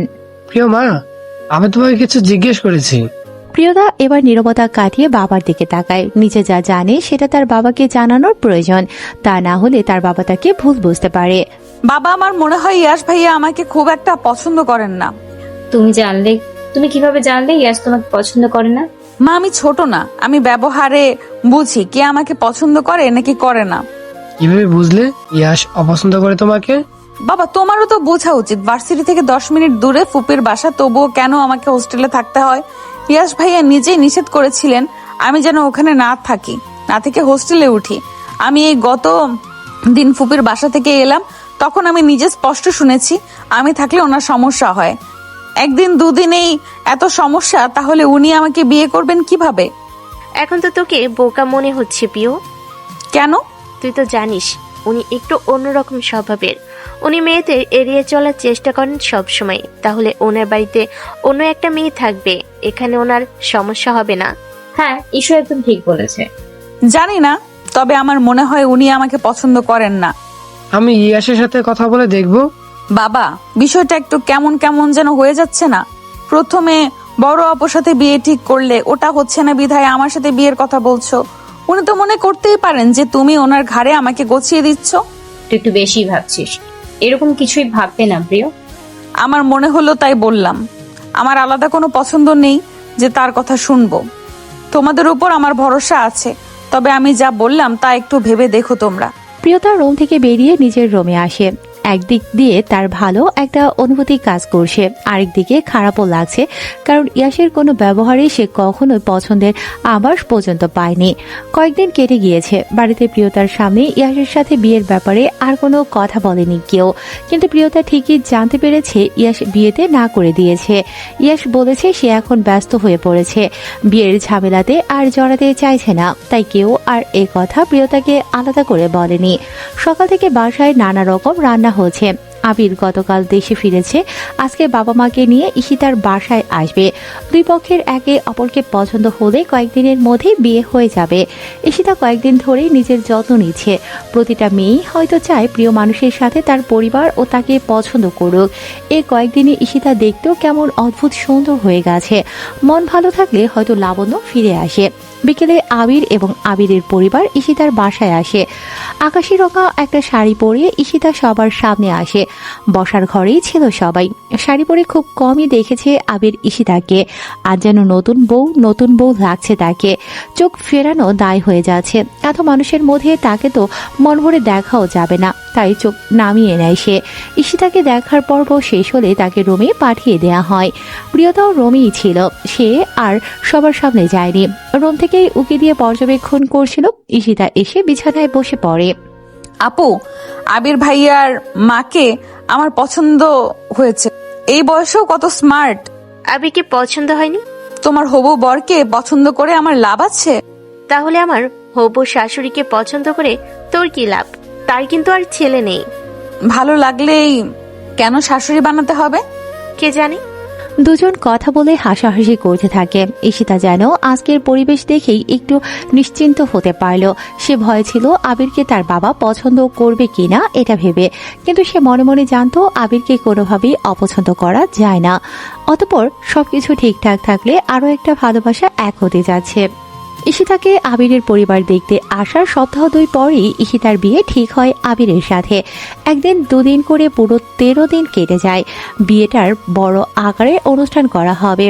বাড়িতে সবাই বিয়ে শেষ না হওয়া পর্যন্ত কোনো না কোনো কাজে ব্যস্ত। ইয়াসের পরিবার গতকালই চলে এসেছে। ইয়াসের বাবা নিজে এত ব্যস্ত, তবুও সময় বের করে গতকাল ঠিকই চলে এসেছেন। সবাই গতকাল চলে আসার সময় ইয়াস বলে দিয়েছিল আজ সকালে চলে আসবে, কারণ বিয়ে বাড়িতে ছেলে মানুষের প্রয়োজন হয়। তার সাথে 2-3টা ছেলেকে নিয়ে আসার কথাও ছিল, কিন্তু সে সকালে জানালো আসতে পারবে না। এই তো সকালে অবনী আর প্রিয়তা তাদের কাজ করছিল। এমন সময় ইয়াস অবনীকে কল দেয়। অবনী ফোন থেকে দূরে থাকায় প্রিয়তা টেবিলের উপর থেকে ফোন নিয়ে অবনীকে দেওয়ার সময় ফোনের স্ক্রিনে তাকিয়ে দেখি ইয়াস কল দিয়েছে। সে সাথে সাথে আর দেরি না করে অবনীর হাতে ফোনটা দিয়ে দেয়। ইয়াস কল দিয়েছে দেখে অবনী তাড়াতাড়ি ফোন রিসিভ করে। ওয়ালাইকুম আসসালাম ভাইয়া। ওয়ালাইকুম আসসালাম, কি করছিস? এই তো ভাইয়া, আমি আর প্রিয়তা একটু কাজ করছিলাম। বিয়ে বাড়ি বোঝোই তো, তুমি কখন আসবে? আমি তো আসতে পারবো না, এটা জানানোর জন্যই কল দিয়েছি। কেন, কি হয়েছে? বাবা কোথায়? বাবা হয়তো মামার সাথে কাজ করছে। কেন, কথা বলবে? হ্যাঁ, বাবাকে প্রয়োজন। কল দাও। ফোন বন্ধ বলছে। তুই একটু তোর ফোনটা বাবার কাছে নিয়ে যা। আচ্ছা দাঁড়াও, আমি নিয়ে যাচ্ছি। অবনী ফোনটা নিয়ে রুম থেকে বের হয়ে তার বাবাকে খুঁজতে থাকে। অতঃপর বাবাকে খুঁজে পেলে ওনার হাতে ফোনটা দিয়ে বলল, এই নাও ভাইয়া কথা বলবে, তোমাকে অনেকক্ষণ ধরে ফোন দিচ্ছে, তোমার ফোন বন্ধ। ইয়াসের বাবা ফোনটা নিয়ে ইয়াসের সাথে কথা বলেন। ইয়াস জানায় তাকে কোনো এক সম্মেলন আজকেই শহরে যেতে হবে। এই সম্মেলনটা সপ্তাহখানিক পরে হওয়ার কথা ছিল, কিন্তু এই সম্মেলনটা আজকেই করা হয়েছে বিকেল 4টার দিকে। বাসা থেকে শহরে যেতে মিনিমাম 5 ঘন্টা লাগবে। সে অলরেডি তার দলের কয়েকজনের সাথে গাড়ি নিয়ে বেরিয়ে পড়েছে। ইয়াস মনে করে এই সুযোগটা কোনোভাবেই হাতছাড়া করা উচিত হবে না। ইয়াসের বাবাও যেহেতু রাজনীতির সাথে অতপ্রতভাবে জড়িত, তাই তিনিও চান ইয়াস তার ভাবনা অনুযায়ী এগিয়ে যাক। এদেশে বর্তমান পরিস্থিতিতে তরুণ শিক্ষিত ছেলেগুলো দেশের হাল ধরলে দেশ অন্য একটা পর্যায়ে চলে যাবে। তিনি ইয়াসের সাথে ভালো মন্দ কিছু কথা বলে ফোনটা রেখে দেন। তিনি ইয়াসকে পুরোপুরি ভরসা করেন, এই ভেবে যে ইয়াস কিংবা ইয়াসের ভাবনার সাথে মিল আছে এমন কেউ যদি দেশীয় আইনের দেশ পরিচালনার কোনো ক্ষেত্রে দায়িত্বে থাকে, তাহলে দেশের মানুষ এই দেশের এক অন্যরকম রূপ দেখবে। সাদা রঙের মাইক্রো গাড়িটা ছুটে চলেছে আপন গতিতে। ভেতরে বসা কয়েকটা টকবগে রক্তের তরুণ, যাদের মাথায় স্বার্থহীনভাবে দেশের চিন্তা আর ওমরের মতো রাষ্ট্র পরিচালনার স্বপ্ন। এই স্বপ্ন কবে পূরণ হবে কে জানে। যারা কোনো কিছুর স্বপ্ন দেখে তারা সেই স্বপ্ন পূরণে কাজও করে। মাঝ রাস্তায় একটা স্টল দেখে গাড়িটা থেমে যায়। গাড়ি থেকে 4 জন নেমে স্টলে বসে চা খেয়ে আরো কিছুক্ষণ বসে কথা বলে আবার গাড়িতে গিয়ে বসে। গাড়ি ও আবার আপন গতিতে চলা শুরু করে। একটু একটু করে চলতে থাকে গন্তব্যের দিকে। প্রিয়তা কাজের ফাঁকে একসময় অবনীকে জিজ্ঞেস করে, কি রে, ইয়াস ভাইয়া আসবে না বিয়েতে? না, ভাইয়ার তো কাজ পড়ে গিয়েছে, এই জন্য সে শহরে রওনা দিয়েছে। বাবার সাথে এ বিষয়ে তো কথা বলল। বাবা যে বলল বাড়ির কাজে ওনাকে প্রয়োজন ছিল। বাবাকে বলেছে ভাইয়া কয়েকজনকে এই বাসার ঠিকানা দিয়েছে, ওরা নাকি ঘন্টাখানেকের মাঝেই চলে আসবে। ওনারা তো জরুরি কাজ যে আজ আপুর বিয়ের দিনে বাইরে কোথাও যেতেই হলো। হ্যাঁ, জরুরি না হলে তো যেত না। হ্যাঁ, কত জরুরি কাজ জানা আছে। শুধু ছেলেদের দলবল নিয়ে এখানে ওখানে যাবে, ঘুরবে, মানুষকে ভয় দেখাবে। তারপর ওনার আবার গুরুত্বপূর্ণ কি কাজ। আমার ভাইয়া মোটেও এমন না। হ্যাঁ, খুব ভালো মানুষ উনি। অবশ্যই, আমার ভাইয়ার মতো ছেলেই পাবি না কোথাও। তোর ভাইয়ের মতো ছেলে কেন খুঁজতে যাব? সেটা তুই জানিস। বয়ে গেছে আমার ওনার মতো ছেলে খুঁজতে। যত প্রকারের। কিছু বললি? না, আমি আবার কি বলবো? হ্যাঁ, যা বলবি স্পষ্ট বলবি, লুকিয়ে নিজে বলবি, নিজেই শুনবি, এমন কিছু বলবি না। হ্যাঁ, কাজ কর এখন। জি, আপনিও আপনার কাজটা শেষ করুন। অবশ্যই ম্যাম। দুজন একসাথে হেসে ফেলে, নিজেদের কাজে মন দেয়। প্রিয়তা ভাবতে থাকে তার বড় বোনকে কি তাহলে পছন্দ করেছিল ইয়াশ? তার অন্য জায়গায় বিয়ে হয়ে যাচ্ছে বলেই কি সে আজ কাজ দেখিয়ে এ বাড়িতে আসলো না? একটা দীর্ঘ নিঃশ্বাস ফেলে প্রিয়তা। এখনো যে ওই লোকটার প্রতি থাকা ভালো লাগাটা শেষ হয়ে যাচ্ছে না। উনি তো তার সাথে বিয়েতে না করে দিয়েছে, ইয়াশ তার হয়নি, এটা সে মেনে নিতে সক্ষম হয়েছে। কিন্তু সে যদি অন্য কারো হয়ে যায় তাহলে বিষয়টা সে প্রিয়তা কিভাবে মেনে নেবে? দুপুরে গড়িয়ে বিকেল হয় এবং বিকেল গড়িয়ে সন্ধ্যা হয়ে গেছে। বিয়েটা খুব ভালোভাবে সম্পূর্ণ হয়েছে। বিয়ের সম্পূর্ণ হওয়ার পর ঈশিতাকে তার শ্বশুরবাড়ি নিয়ে যাওয়া হয়েছে। বাড়িতে এখন প্রিয়, তার বাবা মা, প্রিয়তা এবং ইয়াসের বাবা মা আর অবনী। ইলিয়াস সাহেব, ইয়াসের বাবা এবং বেলাল সাহেব বসে কথা বলছিলেন। সবার নামাজ হয়ে গেলেও প্রিয়তা এখনো জায়নামাজ ছেড়ে ওঠেনি। মিসেস রোবেলা, বেলা এবং অবনী তিনজন বসে গল্প করছিল। প্রিয়তা জায়নামাজ থেকে উঠে পাশের রুমে সবার সাথে বসতে যাবে, তখনই টেবিলে রাখা ফোনটা বেজে ওঠে। প্রিয়তা গিয়ে ফোনটা রিসিভ করে তার বান্ধবী রিমি ফোনটা দিয়েছে। হ্যাঁ রিমি, বল কেমন আছিস? এই তো আলহামদুলিল্লাহ ভালো। তুই কেমন আছিস? আমি আলহামদুলিল্লাহ। কি করছিস? আমি তো টিভি দেখছিলাম, টিভি দেখেই তোকে ফোন দিলাম। কি হচ্ছে দেখেছিস? না তো, কেন, কি হয়েছে? ফোনে আর কি বলবো, তাড়াতাড়ি যা খবরে চ্যানেলগুলো একটু দেখ। কি হয়েছে বল না। বাবা আর ফুপি টিভি দেখছে। ওনারা নিউজ দেখেন না? দেখেই তো আপুর বিয়ের পর তো আপুকে নিয়ে গেল, হয়তো টিভি অন করে দুজন গল্প করছে। তুই আমার সাথে ফোনে কথা বলে সময় নষ্ট না করে যা খবর। আচ্ছা ঠিক আছে, রাখ, আমি দিয়ে দেখছি। কোন চ্যানেলে দেখবো? যে কোনো খবরের চ্যানেলে দেখ, প্রায় সবখানে একই খবর। তাড়াতাড়ি যা, আমি ফোন রাখছি। ঠিক আছে, রাখ তাহলে। প্রিয়তা ফোনটা রেখে ড্রয়িং রুমে চলে যায়। সোফার উপরে রাখা রিমোটটা নিলে বেলাল সাহেব প্রিয়তার দিকে তাকায়, কারণ তারা দুজন বসে বসে গল্প করছিল। এমন সময় প্রিয়তা সেখানে চলে এসে রিমোট হাতে নেয়। কি হয়েছে প্রিয়? বাবা এক্ষুনি রিমোট দিচ্ছে, দাঁড়াও। সে না হয় পরে দাও, কিন্তু এভাবে এসে রিমোট নিলে যে কিছু হয়েছে? বাবা, রিমি মানে আমার বান্ধবী কল দিয়েছিল, বলল খবরের চ্যানেলে দেখতে তাড়াতাড়ি। খবরের চ্যানেল? হ্যাঁ বাবা, দেখি একটু কি হয়েছে। হ্যাঁ দাও তো। প্রিয়তা এবার একটা খবরের চ্যানেলে দেয়। সেখানে লাইভ হচ্ছিল কোনো একটা জায়গার। কয়েক মিনিট দেখার পরও কেউ কিছু বুঝতে পারছে না কি হচ্ছে সেখানে। আরও কিছুক্ষণ দেখার পর স্পষ্ট দেখে ইয়াশ এবং তার সাথের কয়েকজনকে পুলিশ ধরে নিয়ে যাচ্ছে। ইয়াশের কপাল থেকে রক্ত ঝরছে। ইয়াশের এমন অবস্থা দেখে প্রিয়তা জোরে একটা চিৎকার দেয়। প্রিয়তার চিৎকার শুনে রুম থেকে সবাই বেরিয়ে আসে। প্রিয়তার বাবা এবং ইয়াশের বাবা সোফা থেকে উঠে দাঁড়ায়। ইয়াশের বাবা ইলিয়াস সাহেব মাথা ঘুরে আবার সোফাতেই পড়ে যান। সবার একটাই প্রশ্ন, কি হয়েছিল ওখানে? ইয়াশের এই অবস্থা কেন? কিছু সময় পেরিয়ে গিয়েছে। বাড়ির পরিবেশ এখন থমথমে। ইয়াশের মা কান্না করে যাচ্ছে। কি এমন হয়েছে কিছুই বুঝতে পারছে না।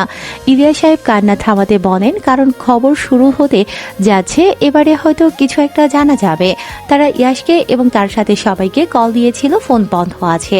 সবাই আবার টিভি দেখায় মনোযোগী হয়। ইয়াশের বাবা ততক্ষণে শহরের উদ্দেশ্যে রওনা দেওয়ার জন্য তৈরি, তবে তিনি মনে করছেন যে কোনোভাবেই ইয়াশের সাথে কথা বলে নিতে পারলে ভালো হতো।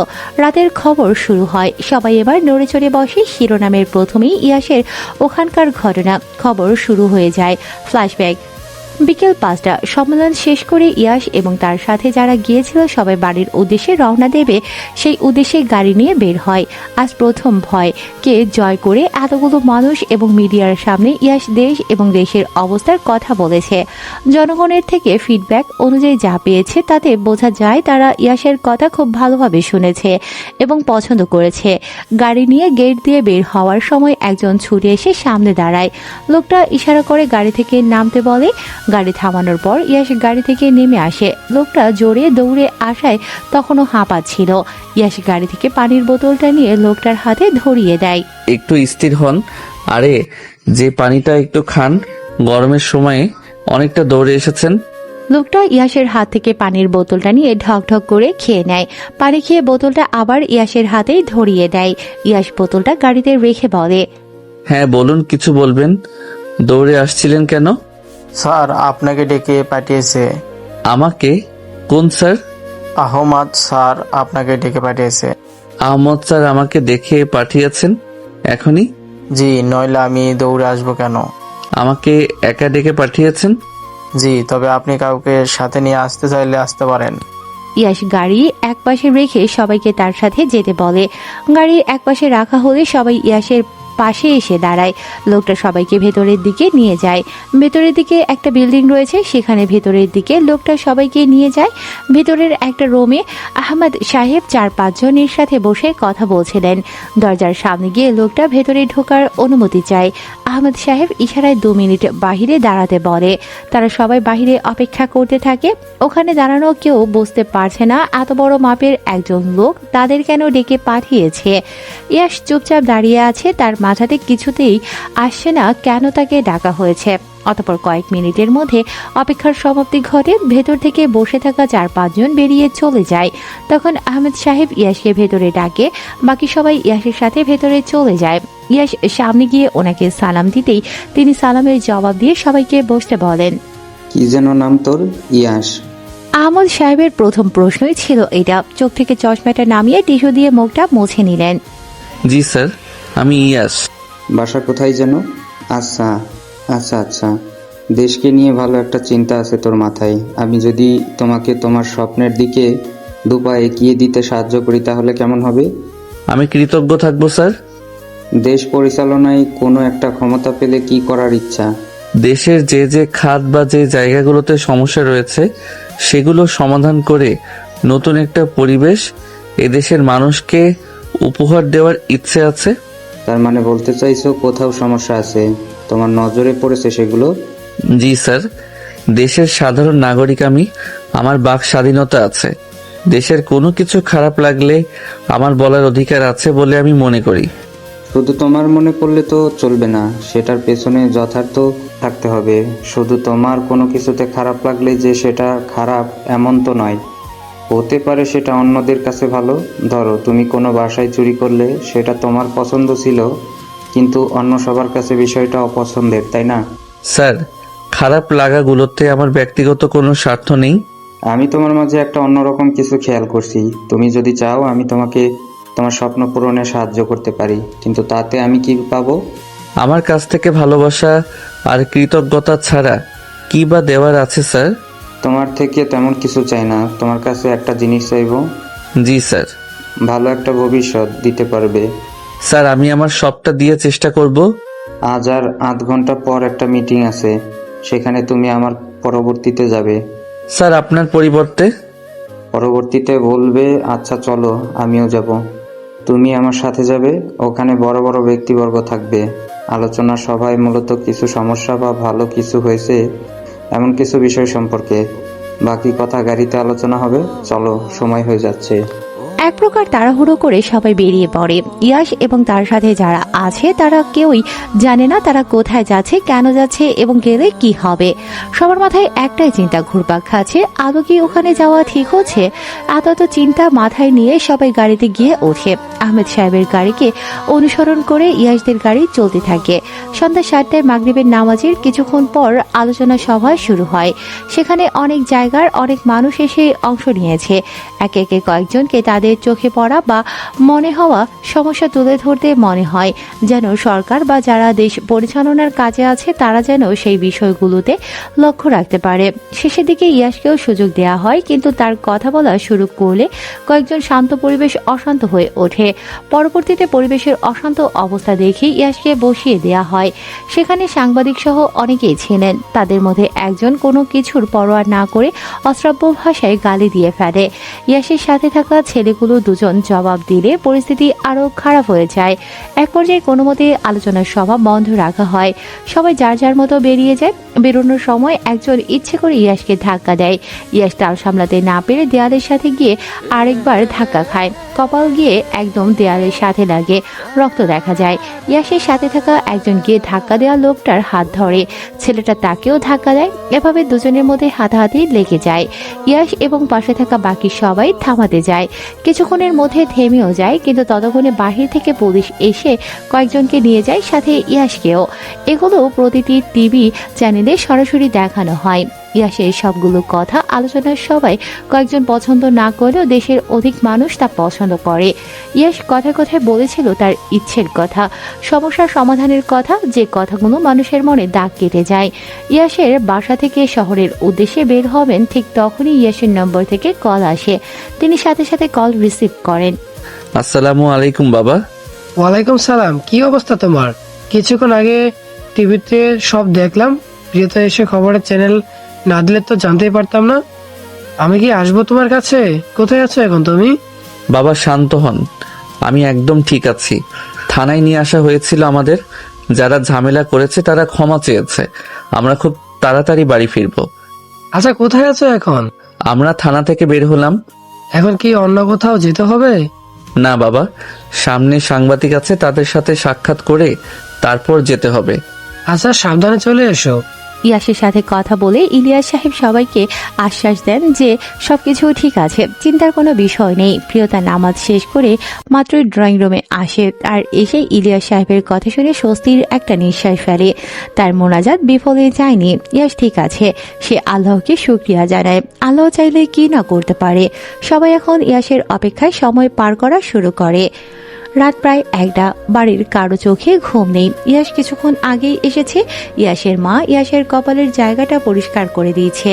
সবাই এক জায়গাতেই দাঁড়িয়ে বা বসে আছে। সেখানে নেই শুধু প্রিয়তা। তাদের থেকে দূরে নিজের রুমের দরজার কাছ থেকে সে উকি দিয়ে দেখছে।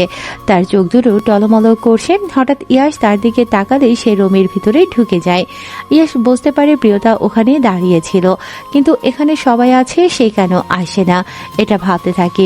ইয়াস ভাবতে থাকে প্রিয়তার সাথে তার মামা আর বাবা মা বিয়ের কথা বলেছিল। এটা কি প্রিয়তাও জানতো? সে নিষেধ করে দিয়েছে বলে কি প্রিয়তা তার কাছে আসে না? ইয়াস সেদিন প্রিয়তার বলা কথাটা তেমন মাথায় নেয়নি। কেন বলেছিল সেটাও জানতো না। ইয়াসের মা ইয়াসকে নিয়ে গিয়ে খাওয়ার জন্য বসিয়ে দেন। অনেক রাত হয়ে গেছে। সারাদিন এখানে ওখানে যাওয়ায় বাহিরে থাকায় ঠিকমতো খাওয়া দাওয়া হয়নি। ইয়াসও খাওয়া শুরু করে। তোমার আর এসব কাজে যেতে হবে না, এসব বাদ দাও, আমার ব্যবসায় হাত লাগাও। বাবা এসব কি বলছো? ঠিকই তো বলেছি ইয়াস। বাবা এই ঝামেলা বেঁধেছে কারণ আমি সঠিক ছিলাম। আমি তাদের কথায় তাল মিলিয়ে কথা বলিনি, সেজন্য এমন হয়েছে। তবু আমি চাই তুমি এসবে আর না জড়াও। আচ্ছা, আপাতত পরিবেশ ঠিক হোক। আহমদ স্যার বলেছেন কি হয় না হয় আমাকে জানাবেন। শুরুতে যদি এমন হয় তাহলে ভবিষ্যতে কেমন হবে বুঝতে পারছো? বাবা, সাফল্যের পথ সহজ হয় না।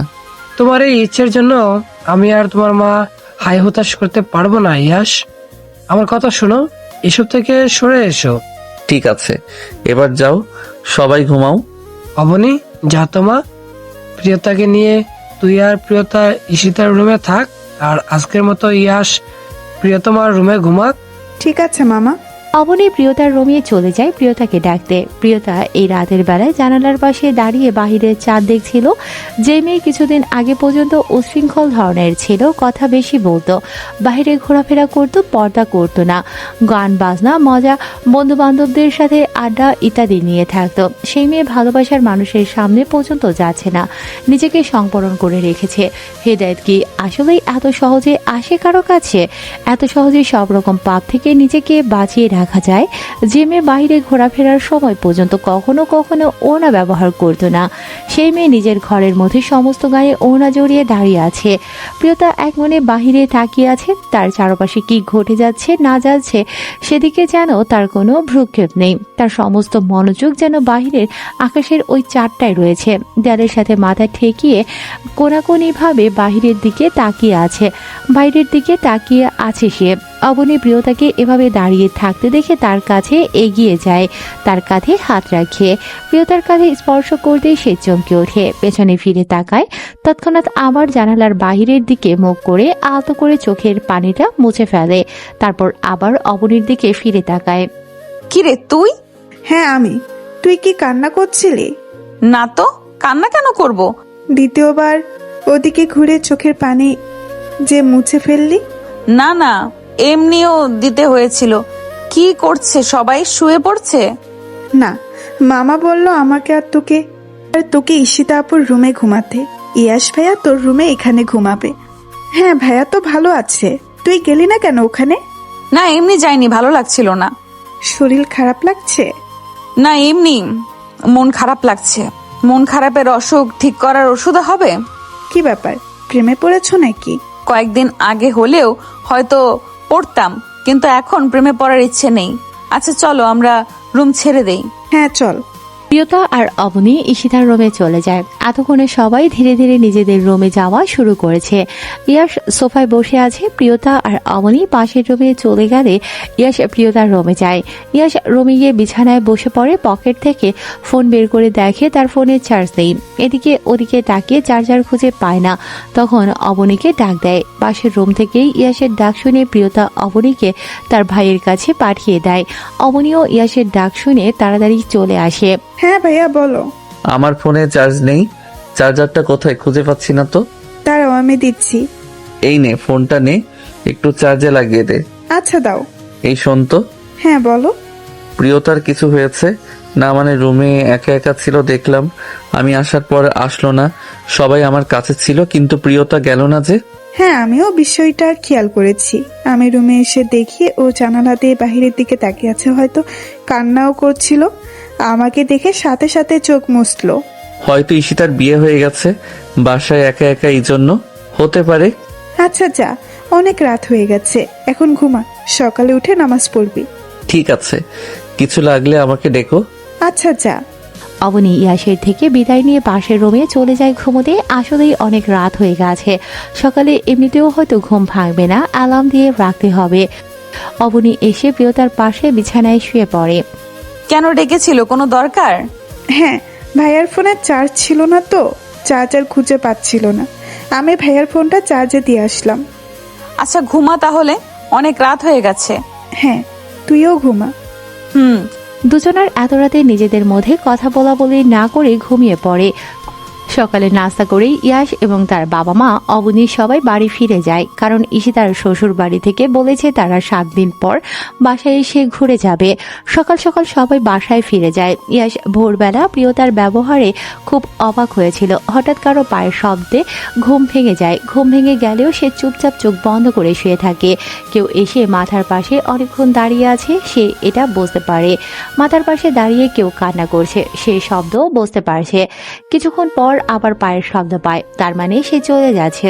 তখন ইয়াশ তাকিয়ে দেখে প্রিয়তা, তখনই সে তাকে ডাক দেয়। প্রিয়তার সাথে সাথে দাঁড়িয়ে যায়, সে এটা আশা করেনি। সামনের দিকে আর না এগিয়ে পেছনের দিকে ফিরে তাকায়। কি করছিলি এখানে? না মানে। হ্যাঁ কি? আমি ডায়েরি নিতে এসেছিলাম। নিয়েছিস? হ্যাঁ নিয়েছি। এই ভোরবেলা ডায়েরি দিয়ে কি হবে? একটু দরকার, এজন্য নিতে এসেছিলাম। রাতে সবাই আমাকে নিয়ে ব্যস্ত ছিল, তুই আসলি না কেন? ইয়াশের এই প্রশ্নের কি জবাব দেবে সেটাই ভাবছে। সে যে রাতে তার সামনে যেতে পারেনি বলে মনটা খসখস করছিল, ঘুম আসছিল না, তাই দেখতে এসেছিল এক নজর। সেটা তো তাকে জানানো যাবে না। কি হলো? আমি কিছু জিজ্ঞেস করেছি? ভালো লাগছিল না জন্য রুম থেকে বের হইনি। তুই জানিস না একটা রুমে যখন একটা পুরুষ একা থাকে সেখানে একা যেতে নেই? এই ভোরবেলা এখানে আসা কি তোর ঠিক হয়েছে? আমার এখানে আসার কোনো খারাপ উদ্দেশ্য নেই, প্রয়োজন ছিল বিধায় এসেছিলাম, প্রয়োজন শেষ তাই চলে যাচ্ছি। তোর প্রয়োজনটা কি লুকিয়ে লুকিয়ে আমাকে দেখা? মোটেও না। আমি কেন অন্য কাউকে লুকিয়ে দেখতে যাব? ডায়েরি নেওয়ার ছিল, এই যে দেখুন নিয়েছি, এখন আসছি। প্রিয়তা আর দেরি না করে রুম থেকে বেরিয়ে যায়। ইয়াশা প্রিয়তার কথা লুকিয়ে পালিয়ে যাওয়া দেখে মিটিমিটি হাসে আর অবাক হয় এটা ভেবে যে তার প্রতি অভিমান এত যে রাতে দেখতে আসলো না, আর ভালোবাসা এত গভীর হয়ে গিয়েছে যে সবার চোখ ফাঁকি দিয়ে তাকে দেখার লোভ সামলাতে পারেনি। দিনের পরে অন্ধকারাচ্ছন্ন রাত, আর রাতের পরে নতুন আরেকটা দিন। এভাবে চলতে চলতে কেটে গেছে বেশ কিছু সময়। ইয়াশও সময়ের সাথে তাল মিলিয়ে নিজের ইচ্ছে পূরণের দিকে অগ্রসর হচ্ছে। অন্যদিকে প্রিয়তারও অভ্যন্তরীণ এবং বাহ্যিক অনেক পরিবর্তন হয়েছে। প্রিয়তা দুদিন হলো তার বান্ধবীর বাসায় ছিল। ক্লাস শুরু হবে কয়েকদিনের মাঝেই, তাই সবাই পড়াশোনায় ব্যস্ত হওয়ার আগে একসাথে ভালো কিছু সময় পার করলো। বান্ধবীদের সাথে দিনের সবটা সময় কাটালেও সন্ধ্যার পর সে ভালো লাগা কাজ করে। সবাই একসাথে থাকলে সেটা আসলে পরিমাপযোগ্য না, তাই সবাই মিলে ঠিক করে যে কোনো একজনের বাসায় কয়েকজন মিলে দুদিন মজা করবে। বিকেলবেলা সেই বাসা থেকে বেরিয়েছে লাইব্রেরির উদ্দেশ্যে। লাইব্রেরি থেকে এখন সোজা নিজের বাসায় চলে যাবে। তার বাসা থেকে কিছুটা দূরেই লাইব্রেরিটা আছে। কিছুদিন যাবত তার বই পড়ার খুব অভ্যাস জন্মেছে। প্রিয়তা লাইব্রেরিতে পৌঁছে তার নিজের পছন্দ অনুযায়ী বইগুলো কিনে আবার বাসার উদ্দেশ্যে রওনা দেবে। এমন সময় ঈশিতার কল আসে। সে তাড়াতাড়ি ব্যাগ থেকে ফোনটা বের করে রিসিভ করে। আসসালামু আলাইকুম আপু, কত দূর আসছো তোমরা? আমরা তো বাসায় চলে এসেছি, তুই কোথায়? আমি তো এই যে লাইব্রেরিতে বই কিনতে এসেছিলাম, কেনা হয়ে গেছে, আমি বাসায় আসছি। হ্যাঁ, তাড়াতাড়ি বাসায় আয়। আর হ্যাঁ, শোন তো। হ্যাঁ বলো। তোর কাছে কি টাকা আছে? কেন, কিছু লাগবে তোমার? টাকা থাকলে একটা লাল ওড়না নিয়ে আসিস তো, বউ ওড়না। বউ ওড়না দিয়ে কি হবে? আমারটা খুঁজে পাচ্ছি না, আসার সময় হয়তো ওটা নিয়ে আসিনি।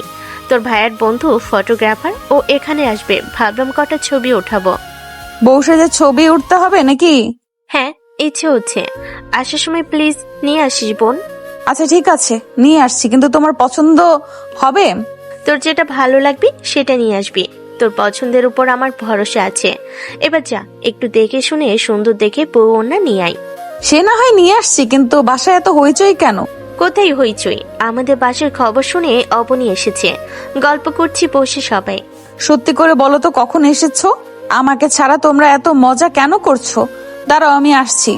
আমরা এসেছি সকালেই, অবনীও সকালেই এসেছে। বাহ, সবাই বাসায় সকাল থেকেই আছো আর আমাকে বলনি? তুই তো মজা করতে গিয়েছিস বান্ধবীর বাসায়, তাই আর বিরক্ত করিনি।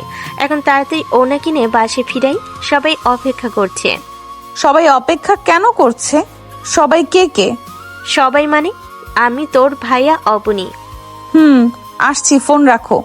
হ্যাঁ, তাড়াতাড়ি চলে আয়। ঈশিতা কল কেটে দেয়। একটুর জন্য সব বলে দিয়েছিল। পাশ থেকে অবনী বড় বড় করে তাকিয়ে আছে। তোর আবার কি হলো? এখনই তো মুখ ফসকে সব বলে দিতে চাচ্ছিলে তুমি। আরে বলিনি তো কিছু। সো লিভ ইট মেরি জান। কিছু বুঝতে পারলে আমাকে একদম সাথ থেকে ফেলে দিতা। আমি কি তোমাকে ছেড়ে দিত? ভাইয়া কি করতো সেটা পরে দেখা যেত, আগে তোমাকে তো ফেলতাম। এই তোমাদের এত কথা কেন? কাজ শেষ করো তাড়াতাড়ি, দেখছো না কত কাজ বাকি এখনো। আপনার বউকে ফরফর করে বেশি কথা বলতে নিষেধ করে দেন ভাইয়া। কেন, সে কি করলো? আরে কিছু বলিনি, কিন্তু এখন নে কাজ কর। আর এই যে শালিকা, প্রিয়তাকে প্রিয়তা বলা বাদ দাও, সে তোমার সিনিয়র। হ্যাঁ, কথাবার্তায় পরিবর্তন আনতে হবে। দেখছি কি করে সম্ভব হয়। একদম সোজা ভাবিতেই চলে যাব ভাবছি। অপরের কথায় সবাই একযোগে হেসে ওঠে। তাদের হাসির শব্দে অন্য পাশে থাকা একজন তাদের দিকে এগিয়ে আসে। কি হচ্ছে এখানে? তেমন কিছু না ভাইয়া, কাজের মাঝে বিনোদন হচ্ছে, তবে ফাঁকি কিন্তু দিচ্ছি না। আর হ্যাঁ, নিজে তো ভুল করে বউ ওনা নিয়ে আসেননি, প্রিয়তাকে কিন্তু বউ ওনা নিয়ে আসতে বলেছি। বউ কি না নিয়ে আসবে? বউ ওড়না? আপনি যেমন নিজের কাজ সম্পূর্ণ করতে পারেননি, বাকিটা বউ নিজে করবে, বা না জেনে বুঝে। বেচারি। আচ্ছা, শাড়িটা ঠিক মতো রেখে এসেছেন, আর চিরকুট? হ্যাঁ, রেখে এসেছি বিছানার উপর। আচ্ছা, এবার চটপট কাজ শেষ করি আমরা। হ্যাঁ, চিন্তা নেই ভাই, সব হয়ে যাবে। আপনারা না থাকলে এত কিছু করতামই না। জানি তো, কাজী নিয়ে এসে কবুল বলে নিয়ে যেতেন। একমাত্র শালিকা বলে কথা, এমনি এমনি এত নিরামিষ ভাবে কিভাবে যেতে দেই? বেচারি অবাকের চরম পর্যায়ে চলে যাবে। সবাই কাজ করার পাশাপাশি মজা করতে থাকে। সারপ্রাইজ পেতে যেমন ভালো লাগে তেমন সবাই মিলে কাউকে সারপ্রাইজ দেওয়ার কাজ করতেও ভালো লাগে। সবাই মিলে আড্ডা দেওয়ার সাথে সাথে কাজ করতে থাকে। প্রিয়তা বাসায় ঢুকে সোজা রান্নাঘরে চলে যায়, কারণ বাসায় ঢুকেই রান্নাঘর থেকে দারুণ গন্ধ পাচ্ছিল। রান্নাঘরে গিয়ে দেখে তার মা আর ফুপু রান্নায় ব্যস্ত। রান্নাঘরে ঢুকেই প্রিয়তা তাদের সালাম দেয়। দুজনেই একসাথে সালামের জবাব দেয়। ফুপিও এসেছো? হ্যাঁ, কেন আসতে পারি না তোদের বাড়ি? আমি কি সেটা বলেছি নাকি বলো? আমি বাসায় নেই আর সবাই বাসায় এসে মজা করছো, নানা রকম রান্না করছো। কি কি রান্না হচ্ছে? সব তোর পছন্দের রান্না হচ্ছে। আজ এত রান্না, গরুর মাংস রান্না হয়েছে? হ্যাঁ হয়েছে, ওটা কমপ্লিট। আমি বোরকা খুলে আসছি, আমাকে গরুর মাংসটা দাও প্লিজ। আগেই না, আগে রুমে যা, আমি ঈশিতার অর্ঘনিকে ডেকে দিচ্ছি। কেন? ওরা কোথায় আছে? ওরা সবাই ছাদে আছে। আমি যাচ্ছি, সমস্যা নেই। না, এখন তোমার ছাদে যাওয়া হবে না। কেন? কারণ আছে তাই। কি করছো তোমরা বলো তো? কি কি লুকাচ্ছ আমার কাছ থেকে? একটু পর জানতে পারবি সব। যাও, এখন রুমে যাও তাড়াতাড়ি। কিন্তু বলবে তো কি হয়েছে? রুমে যাও, সব জানতে পারবে। প্রিয়তাও আর কথা না বাড়িয়ে নিজের রুমের দিকে চলে যায়। মিসেস বেলা রান্নাঘর থেকে ছাদের দিকে যেতে থাকে। ঈশিতা আর অবনীকে ডাক দিয়ে প্রিয়তা রুমে ঢুকে বইগুলো রেখে বোরকা খুলে বিছানার দিকে আসতেই দেখে সেখানে একটা টকটকে লাল রঙের একটা শাড়ি রাখা, আর তার উপরে একটা কাগজ। প্রিয়তা ভাবে ঈশিতা তো কল দিয়ে বলেছিল বউ ওনা দিয়ে আসতে, তাহলে হয়তো তার শাড়ি এটা। কিন্তু এটা ঈশিতার নিজের রুমে না রেখে তার রুমে কেন রেখেছে? প্রিয়তা শাড়ির উপরে রাখা কাগজটা হাতে নিয়ে ভাঁজ খুলতে থাকে। সেখানে লেখা আছে, এই হবু বিবি সাহেবা, এটা পরে চট জলদি ছাদে চলে আসবেন। বউ সাজবেন, কিন্তু আপনাকে বউ সাজে দেখার ইচ্ছে আর দমিয়ে রাখতে পারছি না। আর এই যে সব সময় মুখ মলিন করে রাখেন সবার চোখের আড়ালে, আমাকে দেখেন, এবার আমাকে দেখার অধিকার দিয়ে দেব আপনাকে। বুঝে ফেলেছেন আমি কে, তাই না? বুঝে ফেলারই তো কথা। এই একজনকেই তো আপনি লুকিয়ে লুকিয়ে দেখেন। তুই থেকে সোজা আপনি করে বলছি বলে কি অন্যরকম অনুভব করছেন? এবার অভ্যাস করে নিন, আমিও আপনার সাথে আপনি করে বলবো, আর আপনি তো আমাকে আপনি করেই বলেন। এই ভাষাতে কেমন একটা ভালো লাগা কাজ করে, তাই না? অনেক কথা বলে ফেলেছি, এবার চটজলদি তৈরি হয়ে নিন। শুনুন, টিপ ইগনোর করবেন, ওটা ছাড়াই আপনি আলোক রশ্মি একদম আমার হৃদয়ে বিঁধে যাওয়ার মতো। চিরকুট পরে শেষ করতে না করতেই ঈশিতা আর অবনী রুমে প্রবেশ করে। দুজন এসে প্রিয়তার পাশে দাঁড়াতেই প্রিয়তার সাথে সাথে চিরকুট বন্ধ করে ফেলে। কিরে, রেডি হবি না? বউ না কোথায়? কি হচ্ছে আপু? বাসায় রান্না, তুমি বউ ওড়না নিয়ে আসতে বলেছো, এখানে শাড়ি চিরকুট রাখা, আমাকে বউ সাজাতে বলা হয়েছে। এসব কেন? আমি কেন বউ সাজবো? ভাবি তাড়াতাড়ি এসো, সাজিয়ে দেই, সময় হয়ে গেছে। তুই আমাকে ভাবি কেন বলছিস? ভাইয়ার বউকে ভাবি বলবো না তো কি বলবো? কি হচ্ছে বাসায় বুঝতে পারছি না আমি কি ভাবছি? আরে বাবা, সব বুঝতে পারবি। আর হ্যাঁ, তুই যা ভাবছিস তাই। আমি কি ভাবছি? সব কথা পরে হবে, আগে তাড়াতাড়ি আয়, সাজিয়ে দিই। তোর হবু বর তো তোকে দেখার আকুলতা বাড়িয়েই চলেছে, তার আর সময় যাচ্ছে না। তিনি একেবারে তোকে বউ সাজিয়ে দেখবেন। মানে কি আপু? আমার হবু বর কে? তুই যাকে ভাবছিস সে। আমি বিয়ে করব না তাকে। ড্রামা করিস না, এখন চল তাড়াতাড়ি রেডি হয়ে নে। সে তো বিয়ে করবে না বলেছিল, এখন আবার তাড়াহুড়ো করে বিয়ে করবে মানে? আর হঠাৎ করেই আমাকে বিয়ের জন্য বউ সাজতে বললেই কেন আমি বউ সাজবো? আমি বিয়ে করব না।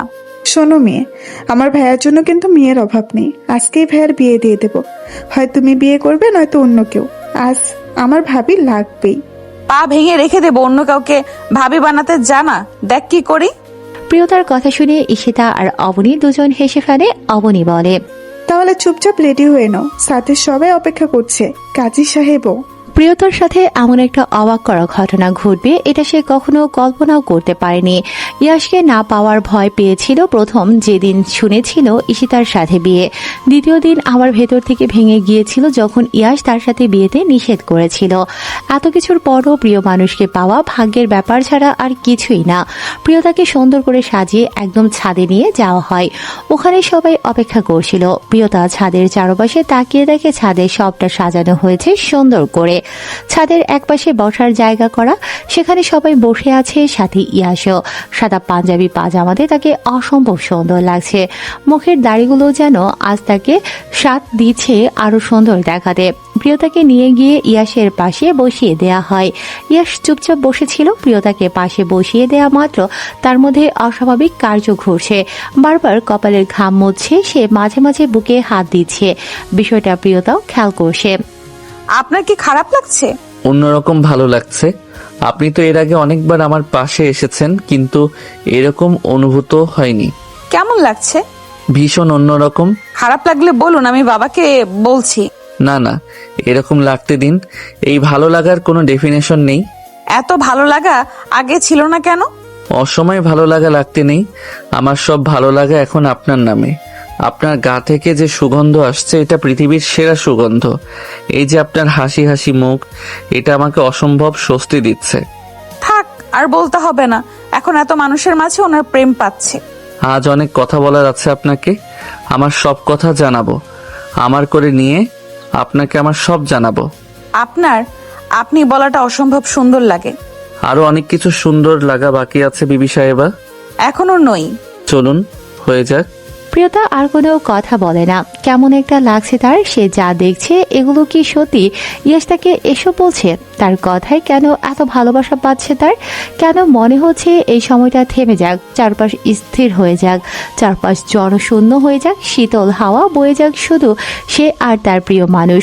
জীবনের শ্রেষ্ঠ সময়। আলহামদুলিল্লাহ কবুল। 3 বার বলার মাধ্যমে দুজন নতুন সম্পর্কে আবর্তন করে। এই শব্দটা যেন সাথের মানুষের প্রতি ভালোবাসা আরো কয়েকগুণ বাড়িয়ে দেয়। প্রিয়তা আর ইয়াসও যেন একে অপরের প্রতি আরো টান অনুভব করে। এই অনুভূতি প্রকাশ করার জন্য হাজার শব্দও যেন কম পড়ে যাবে। ইয়াস প্রিয়তার দিকে হাত বাড়িয়ে দেয়। প্রিয়তাও ধীরে ধীরে ইয়াসের হাতে হাত রাখে। ইয়াসের হাত কাঁপছে। শক্ত করে হাত ধরে নেয় সে। এই প্রথম প্রিয়তমাকে স্পর্শ, নিজের করে হালাল করে। এই মানুষ এখন তার, শুধুই তার। মা বাবা ভাই বোন বা বন্ধু বান্ধবের ভাগ হলেও পৃথিবীর এই একটা মানুষের কোনো ভাগ নেই, আর কেউ তার ভাগিদার নয়। দুজন এই প্রথম দুজনের চোখে তাকায়। নিজেদের নতুন পৃথিবী দেখতে পায়, যেখানে আছে শুধু ভালোবাসা আর পূর্ণতা। ভালোবাসার রংধনুর মন্ত মনের আকাশে আষ্টেপৃষ্টে জড়িয়ে রাখুক, এভাবেই পূর্ণতা পাক প্রতিটি ভালোবাসা। সমাপ্ত। গল্পের সমাপ্তি এখানেই। কেমন হলো জানাবেন। আজকে সবার মন্তব্য আশা করছি। গল্পটা আর দীর্ঘ করতে মন চাইছিল না, তাই ভালো লাগা আর ভালোবাসার পূর্ণতা দিয়ে সমাপ্তি ঘটালাম।